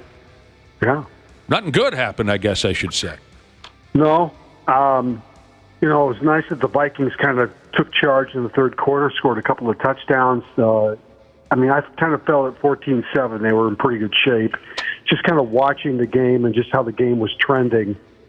The Colts just aren't built to be a great comeback team, I don't think. So I think the Vikings were in good shape in the third quarter, and the defense was starting to play a little bit better. And Justin Jefferson had a strong game with 137 receiving yards. Jordan Addison showed up. He made a touchdown. But the Colts made folks nervous in the first half. There was that fumble return for a touchdown. Yeah. I think, the timing of when they played them helped a little bit too, and that's not to take anything away from the win either, but the fact that they had benched Richardson this week, he would have been a little bit more of a dual threat than Flacco was, to Randy's point. So, if you play them a month from now, maybe they're a little bit different team, but they had the benefit of playing them when they did. A month from now, they could be even a worse team than what they are, to be honest with you. I'm just not impressed with the way, I think that's a team that's going to have to look at itself in the offseason and figure out what they're supposed to be, because good long look in the mirror. They just don't have all the right pieces. And now you look at the Vikings schedule and you say, okay, the next 3 weeks, they've got a chance to run the table the next 3 weeks against teams that are not very good. Jacksonville, Tennessee, and I kind of put the Bears in that category right now, too. They are struggling to figure out who they are. The Vikings have a chance to make some hay here. They have a chance to increase their record and put themselves in a much better position for the playoff run over the next 3 weeks. I think this game last night was the second half at least, it was a good kind of springboard into the rest of this month. Let's ask Brad Ryder now. He's from Clara City, Minnesota. How do you literally make hay? Go ahead, Brad. Well, would you like me to break it down in a legitimate way, or would you like me to make fun of it? We make fun of hay. Neither one is fine, actually. Okay. You're right, Randy Shaver. They got some lesser opponents coming up. How about the Vikings kicker, old Willie Reichard? Oh, I feel bad. There goes his streak of 34 consecutive kicks to start the season. I imagine they're including point after attempts there. My God, he hasn't actually tried 34 field goals this year. He looked like he was in pain last. Yeah, there was an injury at some point to his foot, but I didn't really ever hear or see how it happened. KOC says something about his quad. You're talking His about quad, Kelvin okay. Conrad. I also saw Andrew get blown up last night, and I thought I heard them say that he was hurt too. Yeah, they did. They mentioned that last night. DePaula got knocked on his ass? Oh, my God, he got blown up. Oh. It was like, I want to say it was a punt. He got crushed. I missed it. Right after he snapped for a punt. Obviously, we hope he's doing all right. So do they have to bring in the backup long snapper? Who is that? I don't think so. I think he still stayed in the game, but I heard. Well, I thought I heard Tirico reference it. Yeah. Yes. All right. Somebody, Josh, text him. Ask him how he's doing. He doesn't give me his number. Oh, whoever has his number. Yeah, Willie Reichard, the kicker, had made 34 consecutive kicks. He became the last regular kicker in the league to miss. He missed a 53-yarder, and then he also had a 31-yard try smash up against the upright. So he's probably, does that mean he's going to get a new hairdo? Yeah, I would think that so. hippie needed a haircut anyway. Yeah. The word was he doesn't cut his hairdo until he misses a kick. So I met maybe I'll get in line behind him at Cost Cutters today. T.J. Hawkinson was back in the mix from a knee injury. Yeah. Everyone was excited about that. Yeah, it's nice seeing him out there. And like Randy Shaver said, they visit the Jacksonville Jaguars this year next Sunday. Yeah, I had the game on, but I wasn't paying very close attention. I missed this, that Depot got his boot smoked out there. Sincerely, if he's in a tub of ice right now listening, we hope you're feeling okay, Andrew, and everything turns out fine. Because that's no fun when one of your bros gets their ass kicked. Well, this is helpful right here. Jordan Addison's dad called out Sam Darnold on social media during the game. What a world. Yeah. For what? Thanks, For Dad. what? The interception, or the second interception? I forgot. One of the interceptions. Okay, Pops. Thanks for your 2 cents. Yeah, early in the fourth quarter, it says here Sam Darnold tried to force a throw to Justin Jefferson in double coverage, and it was picked off. Jordan Addison appeared to be open. He was open. Okay.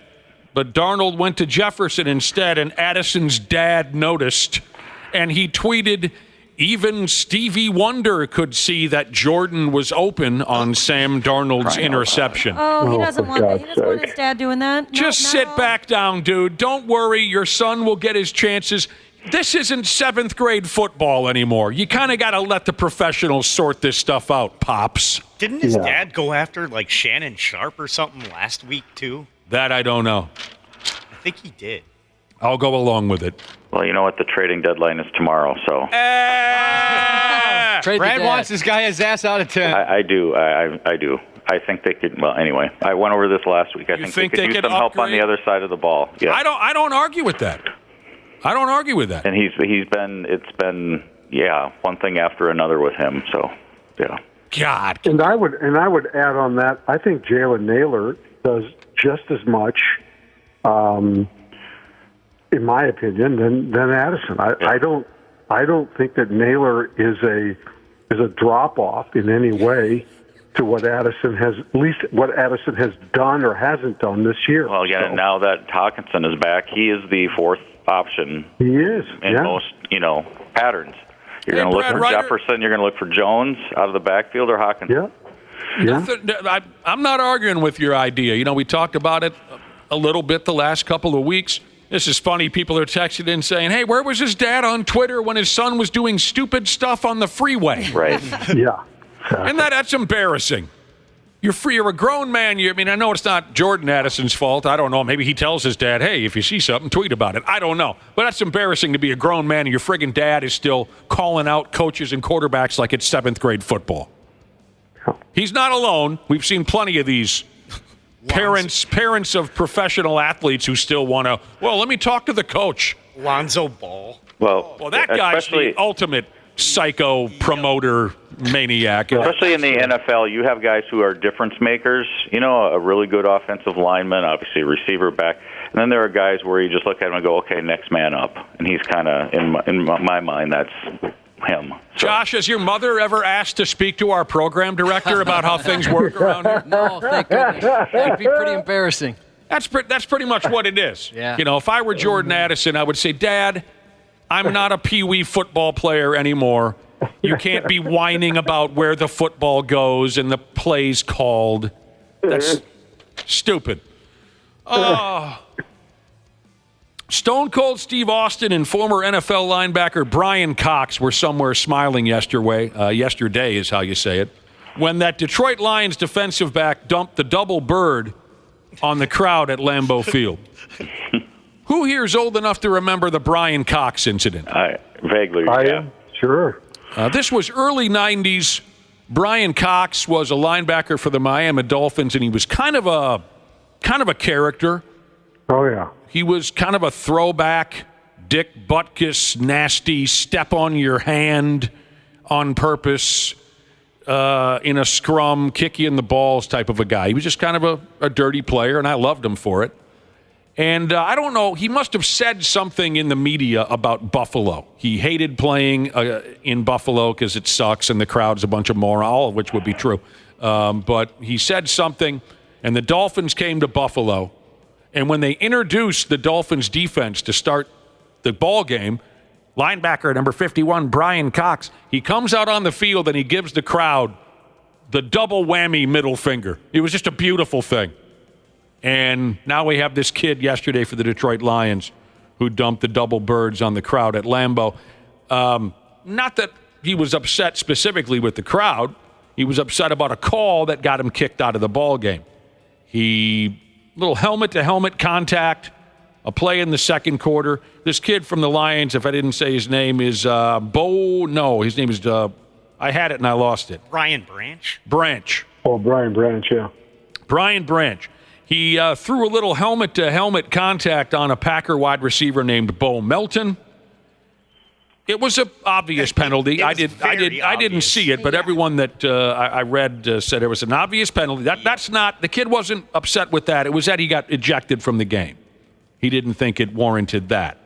So when he got ejected, he got out the double middle fingers. What's that? He did what? He smoked him right in the helmet. That was clear as day. I love it. I still love that stuff. I wish it wasn't illegal. But anyway, so after the game, many of his teammates showed him support by posting a photo of his hand gestures on their, what they call here, Instagram story. So the team is backing him. And he'll probably get a fine and maybe more. But that was kind of fun, right? Double bird's always funnier than the single bird. Yeah. Don't you think? Mm-hmm. Adds a little emphasis. That shows you mean business. It becomes comedy. Mm-hmm. That was fun. And also fun, although I am worried about this Washington Commodores fan who took a terrible tumble at the ballpark yesterday. How embarrassing was that, too? This is up on 93x.com. He seems fine. Wonderful. Give the guy props for his Art Monk jersey, though. Yeah. I appreciate it being up on our website. Thank you, Ashley. Boy, this brings me back to many drunken NFL games at the old Metrodome and whatnot, just watching derelicts fall all over themselves because they've had far too much to drink. I don't know if this guy was hammered. It sure looked that way. This Commodores fan. Yesterday, the Commodores were playing, was it the New York Giants? Yeah. Okay. Yep. Were they playing in New York or in Commodore land? In New York. In New York. So this guy, bigger cat, little older. And like Brad said, he's got his classic throwback Art Monk jersey on. And I'll give him props for that, too, if that's the props for that. Yeah. Beautiful jersey. He's pissed off at something that's going on behind him. Giants fans are chirping him, obviously. He turns around and he's screaming at them to go F themselves and making wild hand gestures at these Giants fans. He's heard enough. And he loses his balance and he goes 3-4 rows down. Only the security rail kept him from spilling out down to the lower deck. He was so lucky. I wonder if he even felt anything because of how drunk he seemed. Oh, yeah. He definitely looked pretty hammered. And he even kept talking, even after he fell and landed up. He had something else to say cute. That's great. Check that video out on our website. I love that guy. He's having the time of his life. He was trying to salvage the moment after being embarrassed, I think. Yeah, of course. You know, try to come up with another line or something, but after you've crashed, as a grown man, you've crashed 4 aisles down to the security rail. But, I mean, Commodores fans got to be having they should be drunk. They should be drinking because they're having a great time. Finally, the Washington Commodores. Oh, God, they're playing great. Are worth something. Yeah, that brings me back. All the drunk morons over there at the old Metrodome peeing on each other's legs in the friggin' men's room. God. That guy at the Twins game I told you about, 1988, that old-timer who spilled backwards about 11 friggin' rows, broke his arm, got his arm caught in the chair, broke it in half. My dad, my brother, and I were loving that. Oh, man. Another nice win for the Golden Gopher Football Club. Oh, huge. Big win. On the road, don't you know, against a ranked ball club, the Illinois Fighting Illini. Gophers beat them 25-17. That's a PJ Fleck's 4th straight win. I asked Waffle, shouldn't they be ranked now? Yeah, they probably might. I would think maybe. They might be. How about that great play at the ass end of the game? The Illini are driving down the field looking to tie the game. Golden Gophers defense knocks the ball clean out of the quarterback's hands. They recover the fumble. These guys are getting better every week, it seems to me. It does, and I think having a healthy Darius Taylor certainly is a big part of that. But Max Brosmer has been really good. I think, we talk a lot about the transfer rule and guys, playing 1 year in certain places and whatever. More times than not, those players end up being average players or kind of nondescript. Brosmer's been really good. I mean, he's kind of the exception, at least for the Gophers lately. He's come in and done a really nice job, and it's too bad he only has 1 year here because they could certainly use a guy that's got the kind of leadership skills that he does, and also his on-the-field leadership, especially in the fourth quarter of games, has been the difference maker. It's been really good. He's been, getting better. The whole club getting better every week. Automatic the Golden Gophers haven't lost since they were bent over and cornholed by the referees at Michigan on September 28th. What were you saying, Wapple? Automatic bowl game now. Oh, and eligible. And if they don't win another game, then we'll get some of those same cute bowls we've been getting lately. Yeah, well, obviously, this week they should win again. Rutgers is not a very good team, so they should go to 7-3. The quality of bowl game they get will be obviously dependent on the last 2 games, 2 big games. They play Penn State here. It'll be a huge game. Tough one. And then they go to Madison to play Wisconsin. Yeah. So, Friday. if you're 7-5 versus 9-3, that'll dictate what kind of bowl game you go to. No, they got opportunities here, to get themselves into a legitimate bowl. A friend of mine, Saturday morning, or maybe it was Friday night, he saw an article in the paper.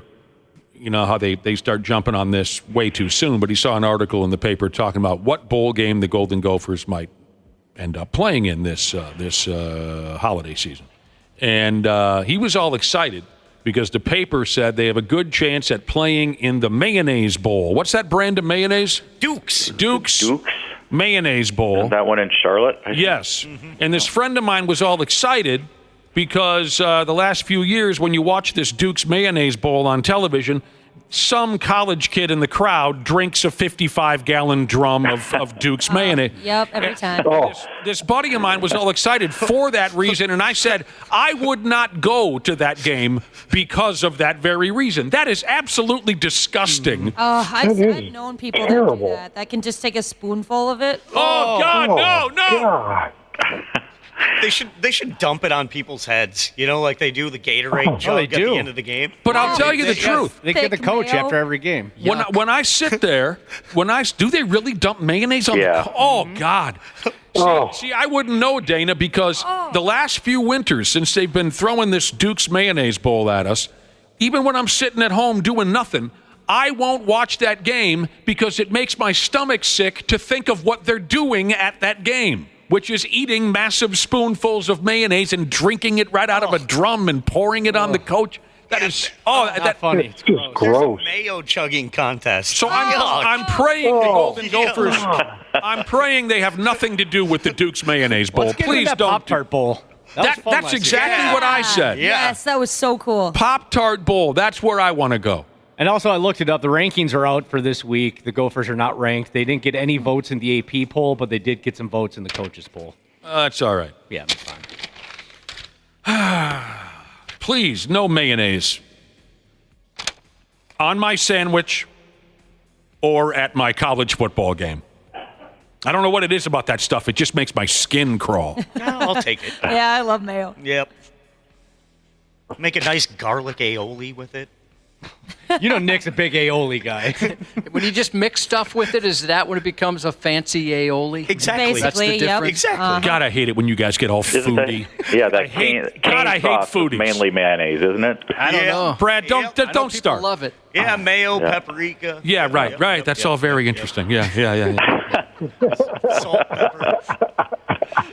Did we talk about these kids earlier this year? I can't remember, so I'm going to go ahead anyway. The longest losing streak in high school football history will officially is how you say it. The longest losing streak in high school football history will officially continue into next year because Columbia High School in Huntsville, Alabama, lost every single one of its games during this football season. We're in the middle of high school football playoffs now or something, Randy Shaver, is that right?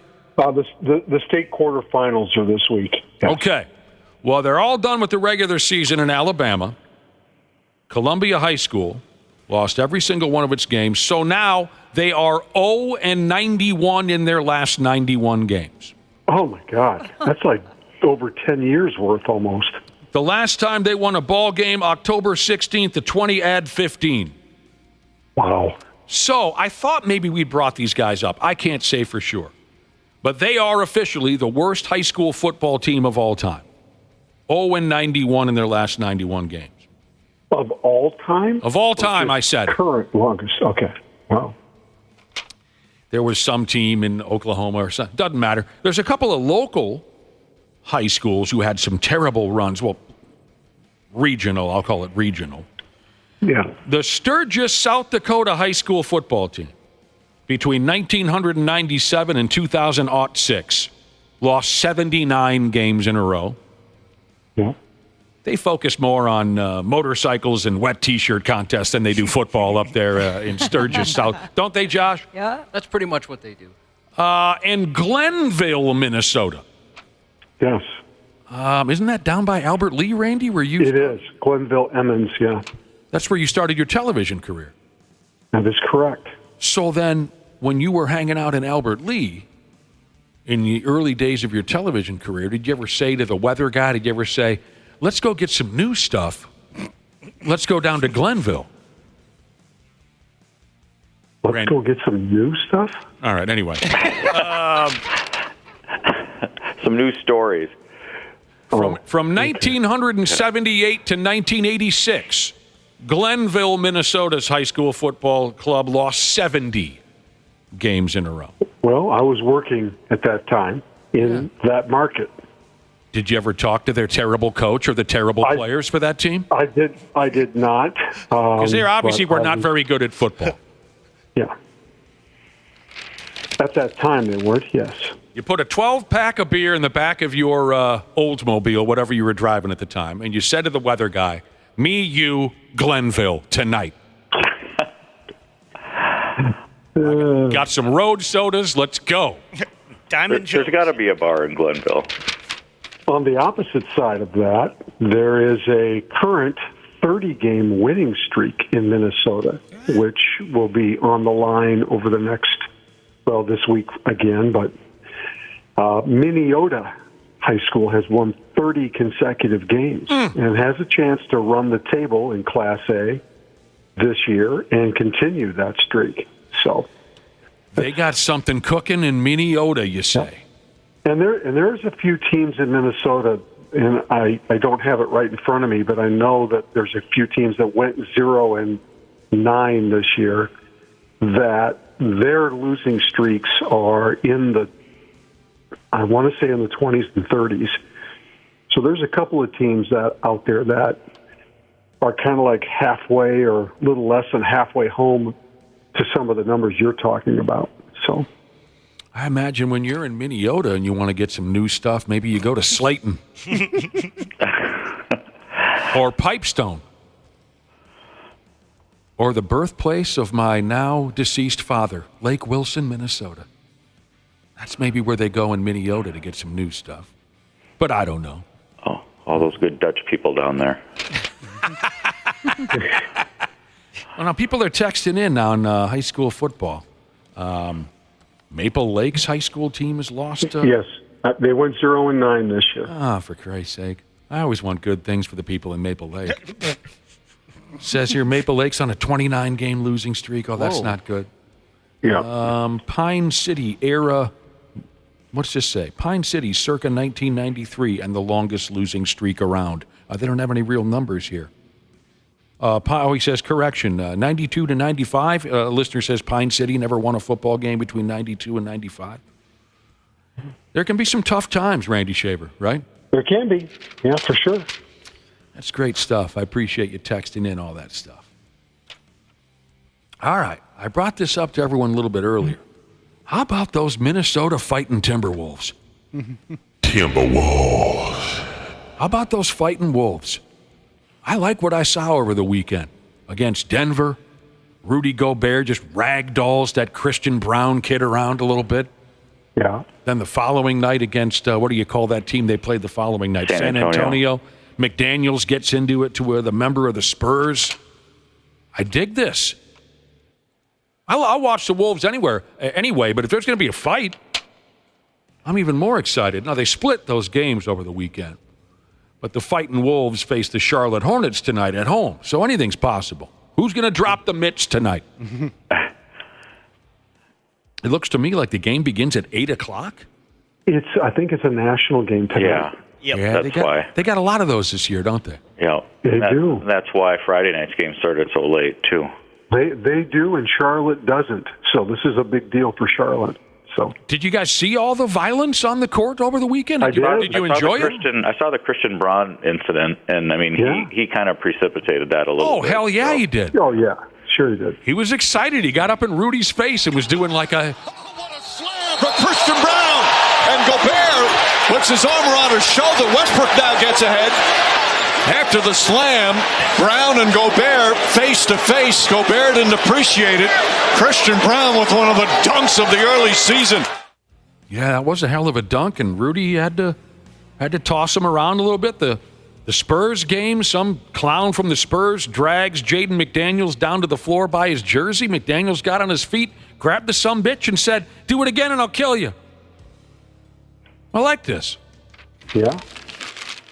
I like it when they battle like that. Of course. And they're a little bit frustrated, too. They're 3-3. It's not the start they anticipated. They went into San Antonio last night, not last night, the night before, and lost that game in a tough battle with Victor Wembanyama. So they're not off to the start that they had hoped for, that's for sure. No.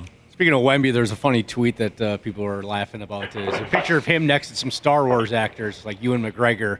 And obviously he's much taller than all of them. And some guy posted and goes, "See, I told you guys that Victor Wembanyama was taller than the Star Wars actors." Wembanyama! I will say the addition of Chris Paul with that team, Harrison Barnes also. Barnes actually played a pretty good game against the Wolves on Saturday.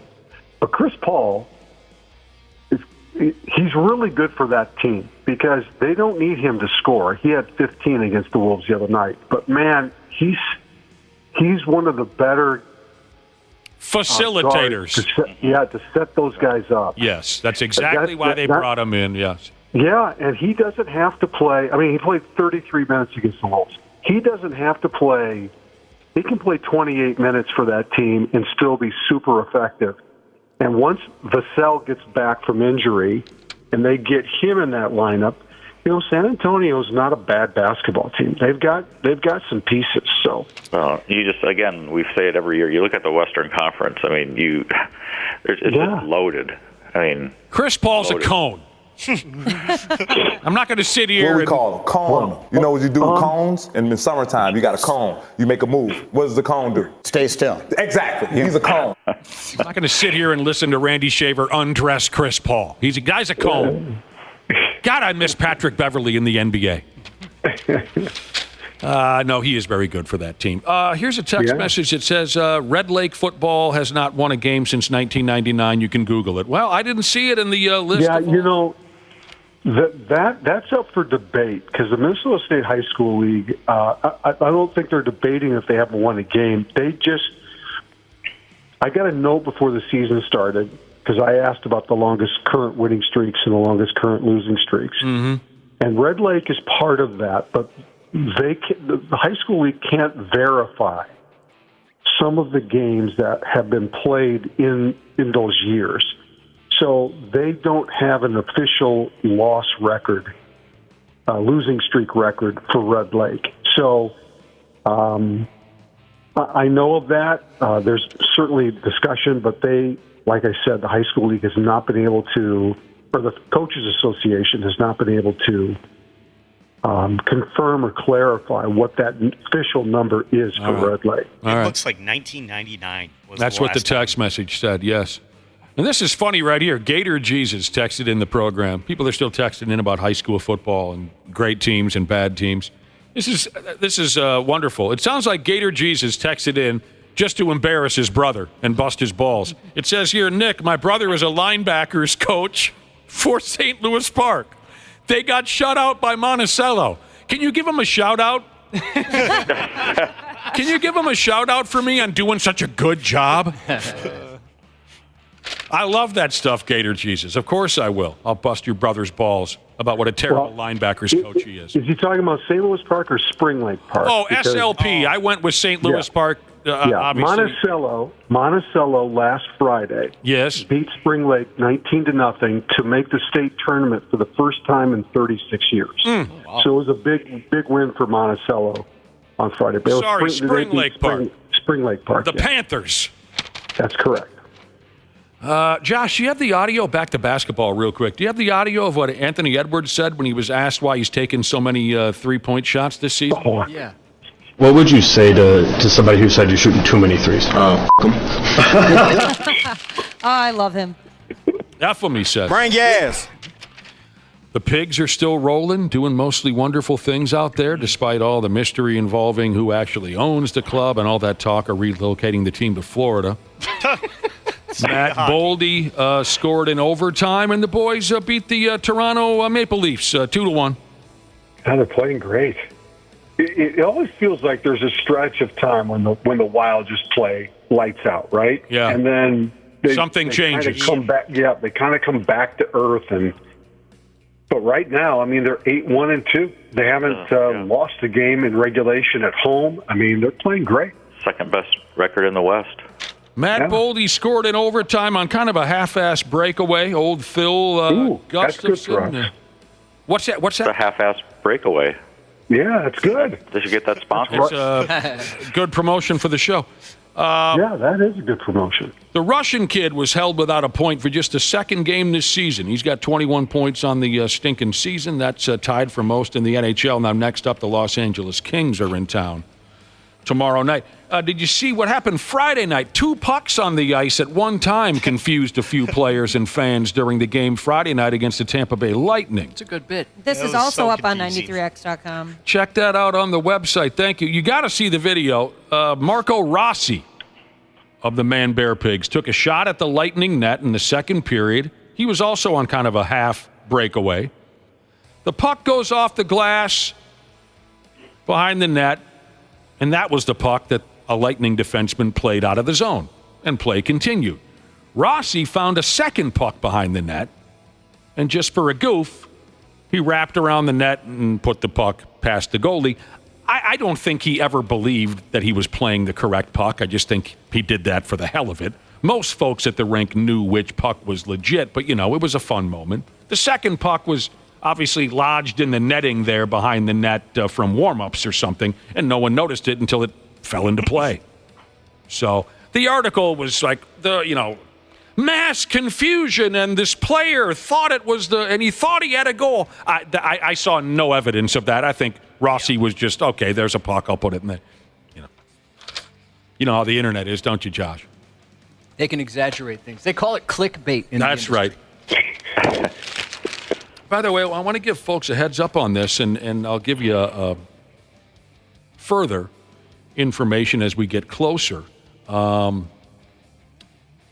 Coming up on November 14th, there's going to be a documentary on Fox 9 and on whatever it means to be Fox Local and YouTube. There's going to be a North Stars documentary airing November 14th about the history of the club and when they left town. It's called No Stars When Minnesota Lost Pro Hockey. Again, November 14th. I believe that's a Thursday night on Fox 9. And I was lucky enough to be invited in to contribute to the documentary with some North Star stories.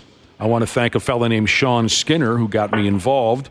So I saw a short clip on YouTube where they were specifically talking about the changing of the North Stars uniforms from the old N with the star to simply the word stars spelled out and how that was the writing on the wall that the team might move. But I'll holler at you as we get closer. But November 14th, No Stars When Minnesota Lost Pro Hockey. It looks like a really well-done documentary. And again, I thank Sean Skinner for getting me involved. Tommy Reed and Mike Madano and Jim Johnson. These are just the characters that I saw in the YouTube clip. And many, many people who were involved with the North Stars back in their day. I think this ought to be a keeper. This ought to be a friggin' keeper. Well, it's just nice to have that history, right? To make sure that we never forget. That people will have a reference point if they wondered what happened and how it happened, that somebody put something like that together. So Lou Nanny's in the documentary, too. Lou Nanny's in there. Of course he is. But not Bob Johnson or... Ronnie Francis. Or Ron Francis. But Sweet Lou's in there. Last Friday afternoon, the Los Angeles Dodgers cut loose with their World Series parade, and there was madness on the streets. We didn't have a program last Friday morning because we took but Josh was telling us Thursday morning that Los Angeles was on fire. Here are some of the details from the immediate celebration in Los Angeles Wednesday night when the Dodgers won the series, and then the parade, which was, Friday? I believe so. I think so, yeah. One Dodgers fan fell off a building during the celebration. I'm not sure if the poor guy made it or not, but it sounds like he fell 3 floors off of the side of a parking ramp. One person got arrested for throwing a bottle at the cops. Word is one Dodgers fan went ahead and blew one of his hands clean off with a firecracker.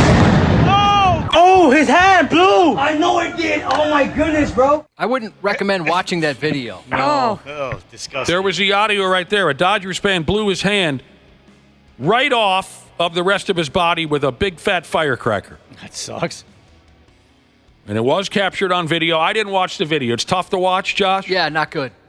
I'll skip that one then. I don't know what the hell this guy thinks he was doing, but he was running around with his... Well, obviously he didn't know what he was doing. Alcohol may have been a factor. He's running around with his Clayton Kershaw jersey on. He's got a firecracker in one hand, and then it pops. And you see him stumbling away. He's in a state of shock. And then there was the blue paint guy. This guy is weird. Is he up on 93x.com? Yes, he is. This guy. It's a grown man, just in a pair of drawers, Randy Shaver and Brad Ryder, and he's covered head to toe in soaking wet blue paint. I mean, he's dripping with paint, as if he was just dumped in a paint barrel. He looks terrifying. He is terrifying. I would be so afraid of this man. And he's writing in blue paint on the sidewalk, champs or whatever, L.A. champs. And then the riot police chased his crazy ass out of there. You should see that video, too. He looks like a newborn baby. Mm-hmm. Yeah, except, you think, it must be some sort of college kid having some fun. Dude looks like he's in his 60s or 70s. That makes it more scary. So that's the rundown of what happened in Los Angeles. Did you, back to football for a second, did you see the incredible play by Saquon Barkley? Yeah, kind of he backed that thing up and gained 5 yards. The reverse hurdle? Yeah, reverse ass hurdle, whatever you want to call it. I don't think I've ever seen anything like that. I know I haven't, yeah. Crazy. That was a great play. A, just the anticipation that the guy was coming, but B, to have to jump as high as he did. So, I mean, just incredible. Yeah. Incredible. Is that up on our website? You got all these other things up on the website. Is Everything's up on the website. including this Saquon Barkley character? It will be. You phony. I'm doing it right now. He's running with the football, isn't he, Randy Shaver? Yeah, he's running, and then he kind of gets twisted around, and then out of the corner of his eye, he sees someone coming up behind him. Right, and he had just did a Chuck Foreman, spinorama, and he decides to jump straight up. The guy goes underneath him, and he lands on the other side. I just watched that. Wow. It was almost like he pooped out that defender after. How bad do you feel if you're that defender? Oh, boy. Exactly. Well, there's nothing you can do about that. I mean, that's just. It wasn't like the defender was bent over either. He was standing basically straight up. Yeah. All right, how about some? Just crazy. Real quick, we got to get some other things out of the way. Say congratulations to Carlos Santana, who won a Rawlings Gold Glove Award for his operations there over the summer at the first base position. That's the first time that Carlos has won a Gold Glove. 38 years old. Fantastic. Yeah. And he also, I guess today, has upped and said he wants to be a free agent. Yeah, he did opt out of his deal last week. So I don't think anyone's surprised by that. No. The Strudel, Max Kepler is also on that free agent list. Yep. So congratulations, Carlos. Alex Kirilloff has retired from baseball. Yes. If you do any research about his back injury, though, you can understand why.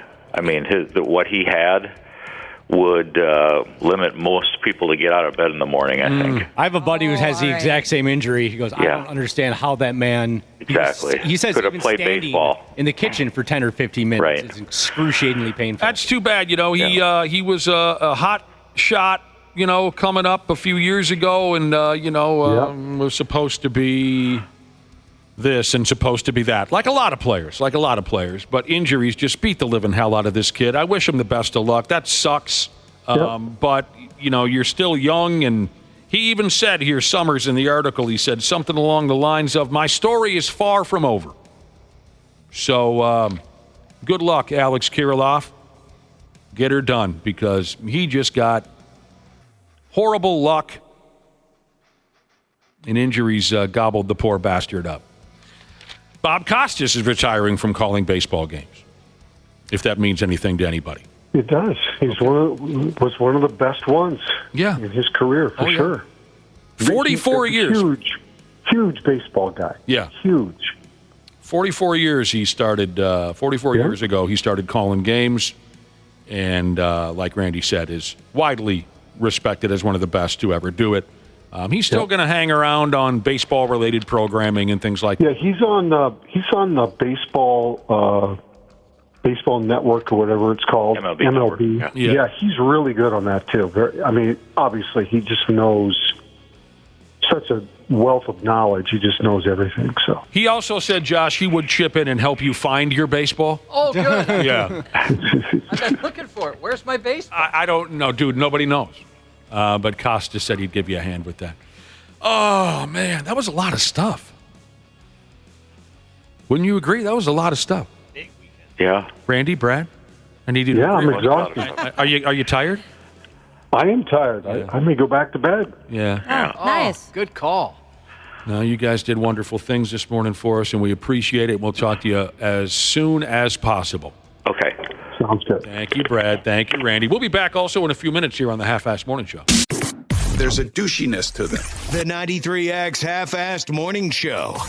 It is that time of the year at Standard Heating and Air Conditioning. Winter's arrived, and with the holidays around the corner, it's the perfect time for Standard Heating's Black Friday Comfort Countdown specials. And right now is the time to become a Smart Club member and get your furnace in top shape before winter comes. Schedule your tune-up, boost your indoor air quality, or grab huge deals on a new system. Do not wait. Visit standardheating.com today. Comfort you deserve since 1930. When you have sports mixed with your pop culture, along with humor and celebrity interviews, your earbuds are enjoying The Rich Eisen Show. Terrell Davis, former NFL player for the Denver Broncos. When I played, if I had to get a message out, it was probably through my agent, or I had to tell somebody in the media. Now, I can just tweet it. I can just put it on social media. You hear a lot of things that you don't want to hear, and then your family hears it, they tell you about it. So it's definitely a different environment. Search for The Rich Eisen Show on YouTube or wherever you listen. Half-assed morning show 93X. All right, I got you covered here. It is 8:30, right on the nuts. The Monday morning broadcast of the 93X Half-assed Morning Show. And what a joy it is to be broadcasting live and to have you all listening in. It means everything to us. The year 20 plus 24.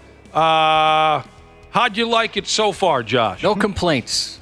You have no complaints? Ask me again Wednesday morning. We got a little ways to go with the year 20 plus 24, and yeah, good point. We've got a godforsaken presidential election to get through first, and you saw what happened last time, so with the potential for grown folks coming undone like they did last time around, I'd say the jury is still out on the year 20 plus 24. I'll tell you this, though. The folks over at the Collins Dictionary, I haven't heard about them yet. Yeah, it's one of the big ones. The Collins Dictionary. Yeah. I've heard this and that. Nothing but great things, of course, about the Webster's Dictionary. The Collins one's great. Is that right? Jeff, Barb, they started it. It's a wonderful edition of the dictionary. Industry joke. A lot of you wouldn't understand. Inside industry humor. What do you think the first word Jeff Collins would have put in that? I know. That dictionary. I know what word it would have been. It begins with an F, doesn't it? Yes, it does. Old coworker of ours, master of the F-bomb. The Collins Dictionary, you say you've heard of them. They've already decided. Here we are. We got December, a month or so to go in the year 20 plus 24. They've already decided the word of the year. If it's not skibbity, then this has been the worst year ever. They've already, with a month ago, they've decided on the word of the year. And I got to say, I never really had a dog in this fight. Nothing? No. No. What about the rest of you? I'm okay with... Do you not understand the slang? No, I don't really understand what you mean by that. Okay. That's good. I'm glad you admitted it instead of just sitting there in dead silence. I never really had a dog in this fight means I never really got involved. I didn't really have a stake in this. Yeah, you don't. The word of the year. The word me of the either. You did not. Nah. Okay. You guys just lost aura in Nick's eyes. You didn't know it. No. Oh, my gosh. I just learned what that was yesterday. You didn't know what dog in that fight meant. You lost aura. Minus 5,000 aura points, right? They say stuff like that. Oh, L. gosh. Wapple, you're mid. You kind of look like you might have known it. So explain aura to me if you care to, Josh. Well, they lost aura. I mean, because you don't look at them the same way. No, I do not. Yeah, they lost a little something. No, but then Ashley gained some back by actually admitting, look, I don't know what you're talking about, as opposed to just sitting there. She lost less aura. Less aura than... The Collins Dictionary has announced that brat is the word of the year. At least I'm guessing it's brat and not brat. Brat. Being hot, sexy, and having fun. Partying. Clubs. Being yourself. Just be hot, sexy, and be yourself. I'm a brat. Then I'm a brat. That describes me to a T. It does. Being hot, sexy, and... Going to clubs, partying. Full of yourself? Is that what they said? Something like that. Are you confidently rebellious, Josh? I'm confident I can say confidently rebellious. Brat is the word of the year. Now, they define brat here in this here article. confident, independent, and hedonistic. That's still you, Cubby. Heck yeah. They say this was inspired, the word, I guess, the popularity of the word was inspired by someone called Charlie XCX. Must be a singer or a rapper, I have no idea. Yeah, she's a singer. They released a record called Brat. Came out in June, and it led to, see, I missed this. I didn't have a dog in this fight either.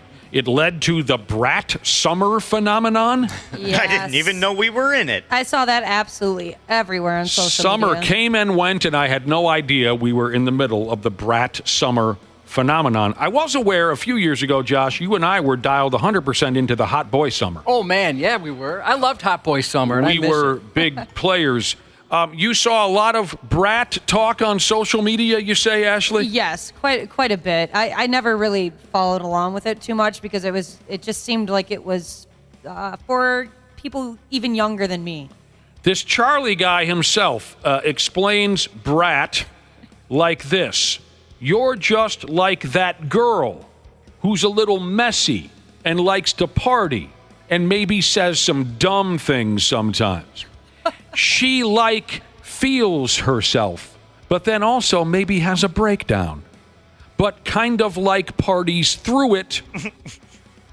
She is very honest. She is very blunt. She's a bit volatile. That is a Brat. So is it only specific to ladies? What I've seen, If you're a dude version of that, are you an F-boy? I think that's different. All right. So my here wife referred to, she has, she has purse tuna. She carries around packets of tuna in her purse. She also has car popcorn. And she always has a big bag of popcorn in her car. Oh, that's the most perfect thing to eat in a car. Well, her car's disgusting. For a lot of, it's gross. But she referred to her popcorn choice. She's like, oh, I forgot. I'm going to go to my car. I've got some basic white girl popcorn in there. And I had no idea what she meant. But I guess she has pumpkin spice popcorn. Yeah. Which wow. Yep, That's some basic bitch stuff right there. Perfect. Yeah, I've heard that term You guys before. are using all the hip stuff here in the last couple minutes now. They Basic didn't know bitch. They didn't know dog in this fight, though. No. That's a classic. A listener by the name of Eric Jesus. Hey, if we ever meet, I'll help you out with that Jesus name. I will. Eric Jesus said, listening to the description of what defines a brat, he says, makes me just want to go straight to fentanyl, he says. Oh, gee. People are saying this Charlie XCX is a dork. At any rate. I don't know too much about Charlie XCX. I'm more of a Juice WRLD guy. Oh, boy. The other words. Uh-oh. The other words that were... Is that bad? I'm sorry. Did I say... Oh, did he get in some trouble or something? Yeah, a couple years ago he did. Oh, I thought he was passed on. Okay, then You thought the man I had take died? that back. I didn't know he did something bad. Dude, I didn't understand a word that you said. Don't worry about offending Yeah, I tried me. to make a hip current joke, and I guess I was way off. All right, I take that back. I didn't know he was accused of any impropriety. Who were you rooting for here? Who were you rooting for? Because I have the other words that were in the running for Word of the Year. Now, they're all losers. No one remembers second place. Brat is the word of the year, according to the folks at Collins Dictionary. Here are the other words that were considered. Brain rot, which is a noun. It's an inability to think clearly. Oh, caused by excessive consumption of low-quality online content. Yep. People that spend way too much time on social media and Just stuff. staring at your computer or your cellular telephone, fingering through social media. This is usually doom scrolling. This is usually paired with you have brain rot. Go touch grass. So go outside. go outside. Yeah, do something other than sit on the internet. Another noun was in the running. Era, which is simply a period of one's life or career that's of a distinctive character. We got Taylor to thank for that. We Taylor do? Swift, that is, yes. Her tour is called the Eras Tour, and she goes through all the different eras of her life. So people have kind of copied that now. Yeah. Like hot girl era. Isn't she a little young to go through the eras of her life? I'm not sure how old she is. We knew a 16-year-old who wrote an autobiography, and Dude. I thought, that seems a little young. One of the most hilarious days we've ever had at this radio station is when our 16-year-old intern asked Josh and I if we would read his autobiography. It was quite thick, I must say. And Who was it written by? I said, dude, maybe you might want to sit on that idea for a little while. You're a 10th grader. But it was interesting to read his thoughts on his, quote, whole life at 16 years old. It was a great read. You actually read it, Josh? Yeah. No, it was written by a 16-year-old dude. I even read it. It didn't take that long. Another word that was in the running for word of the year, look-maxing. Never heard of that one. That's when you attempt to maximize the attractiveness of your physical appearance. You attempt to maximize your physical appearance. So I have no idea. You wear better clothes. I don't know. You do some sit-ups. You put on some makeup. Maybe it all would fall under the... what'd you say? Get a tan. Get a tan. Raw dogging. Oh, now we're talking. Yeah. Raw dog in life. So that means you don't have any nicotine addictions. You don't drink. Well, not really. Did you see the raw dogging trend going on airplanes? Yeah, that's diabolical. I can't understand how somebody could do What's that. happening? Mm-mm. So raw dogging, that's where I first saw people refer to raw dogging an airplane. And I thought, oh my God, somebody humped an airplane without a condom? That's what I thought raw dogging was. But no, it's just you go on there with nothing. You're not listening to anything. You're not watching anything. You're not reading anything. You're just sitting there. That's crazy. That's psychotic behavior. Yes. No, I raw dog airplanes. You just sit there? You don't talk to anybody? No book? No magazine? No. I mean, I'll talk to the last person I went on an airplane ride was, thanks a lot for bringing her up again, Josh. The last person I went on an airplane ride was my friggin' wife. I love your friggin' wife. I know you do. You've met her? Yeah. We talked a little bit. We talked a little bit, but no, I don't read a magazine. I don't look at my phone.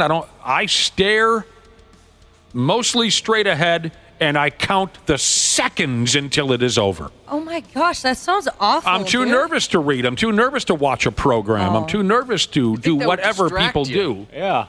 Now, it doesn't. It bothers me. I need to be paying attention to every sight and every sound that's happening on that airplane. What was that? Exactly. I think if I paid attention to that, maybe I'd get nervous. Really? You think, okay. I like to be totally tuned in. Okay, back to raw dogging. It was in the running for word of the year. It did not reach the pinnacle. That is the word brat is our word of the year. Ashley, you said raw dog in life, and you were right on. But it didn't have anything to do with vices. You said, like, going without liquor or tobacco. That's not the way it's explained to me. CM Punk? I'm sorry? CM Punk? That's called straight edge. That's a straight edge deal. No. It has nothing to do with that kind of a thing. It says the act of undertaking an activity without preparation, support, or equipment.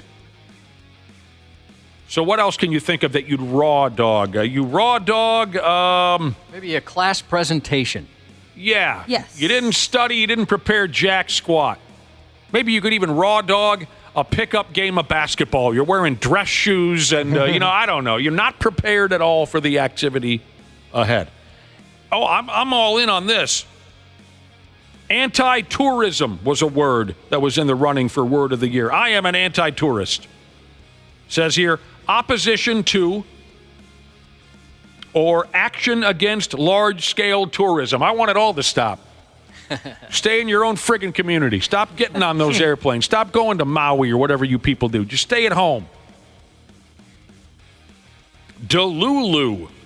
Delusional. Oh, it's a nickname for delusional. Yep. Yeah, utterly mistaken or unrealistic in one's ideas or expectations. I can use it in a sentence, Josh. Let's hear it. Throughout my career in radio, I have met a lot of people who have a little problem with delulu. Where they think, well, here comes the greatest gift to radio since day one. It's funny you say that. I was thinking about like one of the more shining examples of that in our past. You know how you hear something and it might trigger a thought of someone, And when we were talking about what you might be doing on an airplane, there's someone we work with who I guarantee would say, yeah, I can't really pay attention to that because I'm usually in the Mile High Club with your girlfriend. But they would say it in a way as if they're not trying to be funny, but just legitimately they're always effing, and usually it's your girlfriend or ex-girlfriend or something like that. Yeah, radio is chock full of folks who suffer from delulu. Romancy, R-O-M-A-N-T-A-S-Y, is a noun. It's a literal, nope, that's not the word, a literary genre combining romantic fiction with fantasy. Oh, wow, okay. I'm reading a book. What kind of book are you reading? Romancy. It combines romantic fiction with fantasy. So, you know, you are a wizard and she is a witch or something, and they fall in love. Supermajority is a word. It's a noun. A large majority in a legislative assembly that enables a government.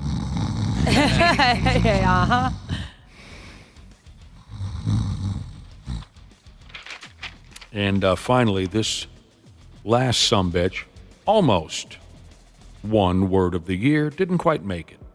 Oh, I say this one all the time. This is the only word on the list that I can say that I use all the time. Yapping. Talking at length, especially about inconsequential matters. Yapping. Yeah, That's been around forever. I see people use that quite a bit more than I ever have. And they call a mouth a yapper. Yeah. Because it's all the yapping it's doing. I dig that. I dig when folks refer to it as a yapper. Jaw-jacking is one of my favorite, too. Oh, I remember the first person I heard say that. Jaw-jacking. I love that, yes. That's pretty cool. The word of the year. It's unmatched excitement each and every year. You're listening to the radio. The 93X Half-Assed Morning Show. Man, I got to say, I really love today's crowd. And I sure hope they come back tomorrow, Josh. Me too. That would be helpful. I love today's crowd. We appreciate you a lot. You know, we were talking about the inevitable close to the year 20, then 24. We're getting there. It's on its way. Hell, in 22 days, that's not accurate. In 18 days, we're going to be celebrating Toys for Tatas. It's crazy. Starting off the holiday season in 18 simple, little, miserable days. And then the holidays, and then the end of the year. The close of 2024, right around the effing corner. Total disaster is almost certainly on its way with what we got going on this week. I hope I'm wrong, but I have high hopes. Do you? Yeah. I have faith in my fellow man and woman. Okay. Yeah. Then I'm going to start. You mind if I borrow that feeling? Yeah, I hope that doesn't come back to haunt me. No, it's not going to come back to haunt you. You're not doing anything wrong. If You so, just have. There's nothing wrong with high hopes. If so, I'll get this out. That could have been AI that just said that instead of me. Yep. That's my claim. And also, maybe I'll admit I have a drinking problem. If any of this comes back to haunt me, I know how to get out of this situation. I hope I'm wrong, but I just have the feeling we're going to have to bear the brunt of another massive disaster. Maybe not. But here we go. Get ready to say goodbye to 20. Did you know that 39% of Americans haven't made a new friend in a year? Made any new friends lately? I have. I have. Yeah, me too. Yep. Really? Every one of us has made Yeah, I'm trying to get better at it. a new friend in the last year? Yeah, I like making new friends. I like when Josh talks like that. It's like some kid from the Sesame Street. I kind of felt like I lost a couple friends when I did that. What's your name? Dana. Dana. Yeah, you're not Ashley. 39% of Americans say they 39% of Americans say they haven't made a new friend in over a year. And that same percentage, they haven't gone to a porty, as we say in radio, a porty. They haven't gone to a porty in at least 6 months. I go to like one party a year pretty much. How many of us have them? Friends. You go to a party how often? Once a year. My neighbor has a party. Well, can I count a work event a party? Yeah. I have fun. Of course you can. Okay. Of course you can count Then a I work go to event. a few a year. Look at you, you party animal. That's right. Where did you guys make your new friends? How did it start? Go ahead, Josh. Usually, I mean, I guess I don't know. One of your wife's friends' husbands. No, my wife doesn't have any friends for obvious reasons. Where'd you meet your new friend, Ashley? How'd you meet your new friend? I met her at the bar. Okay. Out of nowhere, you didn't know her at all. Yeah, she actually came up to me. And then we started talking, and then she was with her boyfriend, husband at the time, and so we went on like a double date action situation there. Oh, it sounds lame. I met a new friend also at the bar. I think I've known the guy for longer than a year. It must be longer. Oh, yeah. What am I doing? No, yeah, okay. I've known this guy for way longer than a year. So I guess I can't say for sure if I've made a new friend in the last year.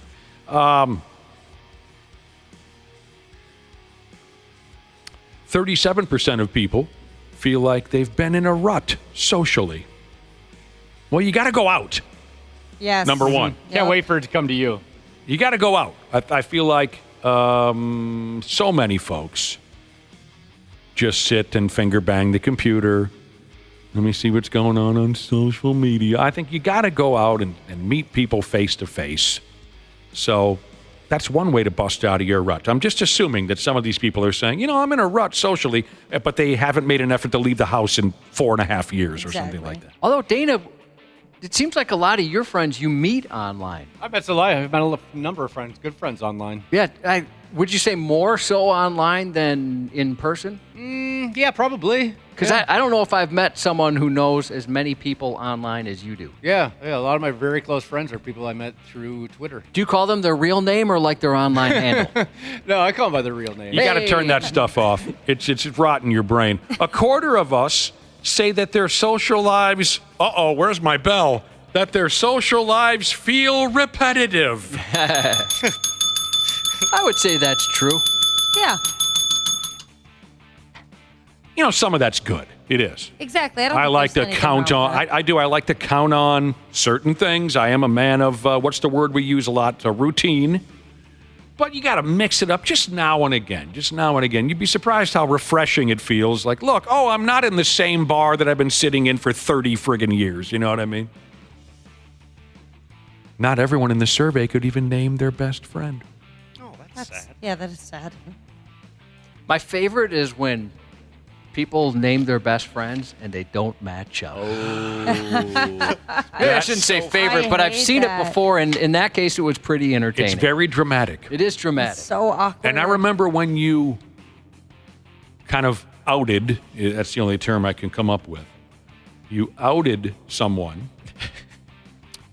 You made them aware of the fact that the person that they named as their best friend did not repeat, that's not the word, did not return that sentiment. Well, the look on their face was of pure devastation. Yeah, and now, keep in mind, I didn't know this at the time. We just had people in the building write out their top 5. And I didn't know either one where they landed on either list. So I read that person's top 5 and the look on the other person's face when they realized it. And then we soon realized, they don't match up. And that person had their number one. They were the number one person. Oh, that would hurt so much. My number 2, when we did this, we didn't match up. I was further down his list than 2. I think me and my best friend would match up. Not everyone in the survey could even name a best friend. But among the people who do have at least one best friend, the most common number of best friends is just 2. How many do you need? I didn't think you could have 2. Yeah. You have like 1, and they're the winner. They won. I always hear people say one of my best friends. So it seems like people have plenty of best friends. This article hints that before social media, people had many more, quote, best friends. Now, just 2. Because I'm masturbating to a TikTok video. I'm not going out and meeting people.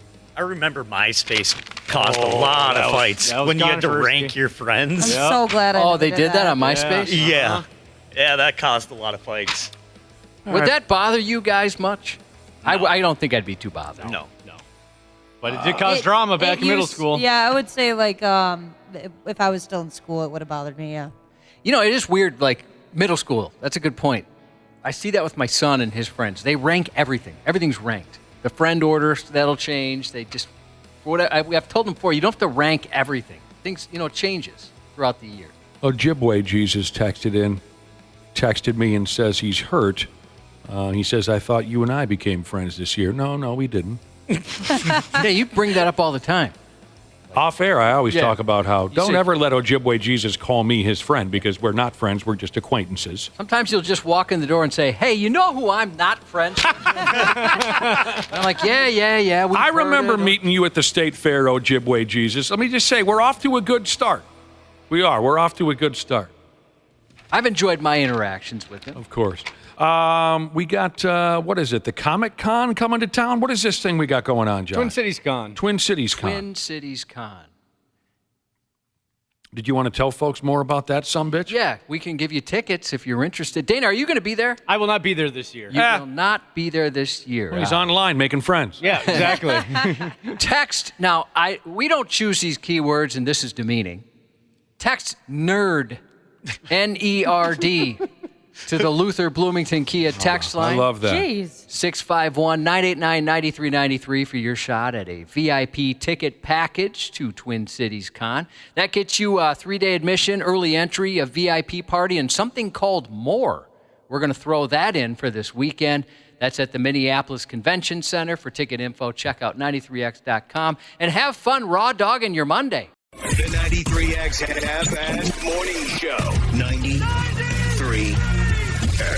The 93X Half-Ass Morning Show podcast is sponsored by Standard Heating and Air Conditioning. New episodes drop each weekday. If your podcast platform has ratings, go ahead and give us 5 stars and maybe give our enemies 1. Thanks, and here's a word from our sponsor. Winter's arrived, and with the holidays around the corner, it's the perfect time for Standard Heating's Black Friday Comfort Countdown specials. And right now is the time to become a Smart Club member and get your furnace in top shape before winter comes. Visit standardheating.com today. Comfort you deserve since 1930.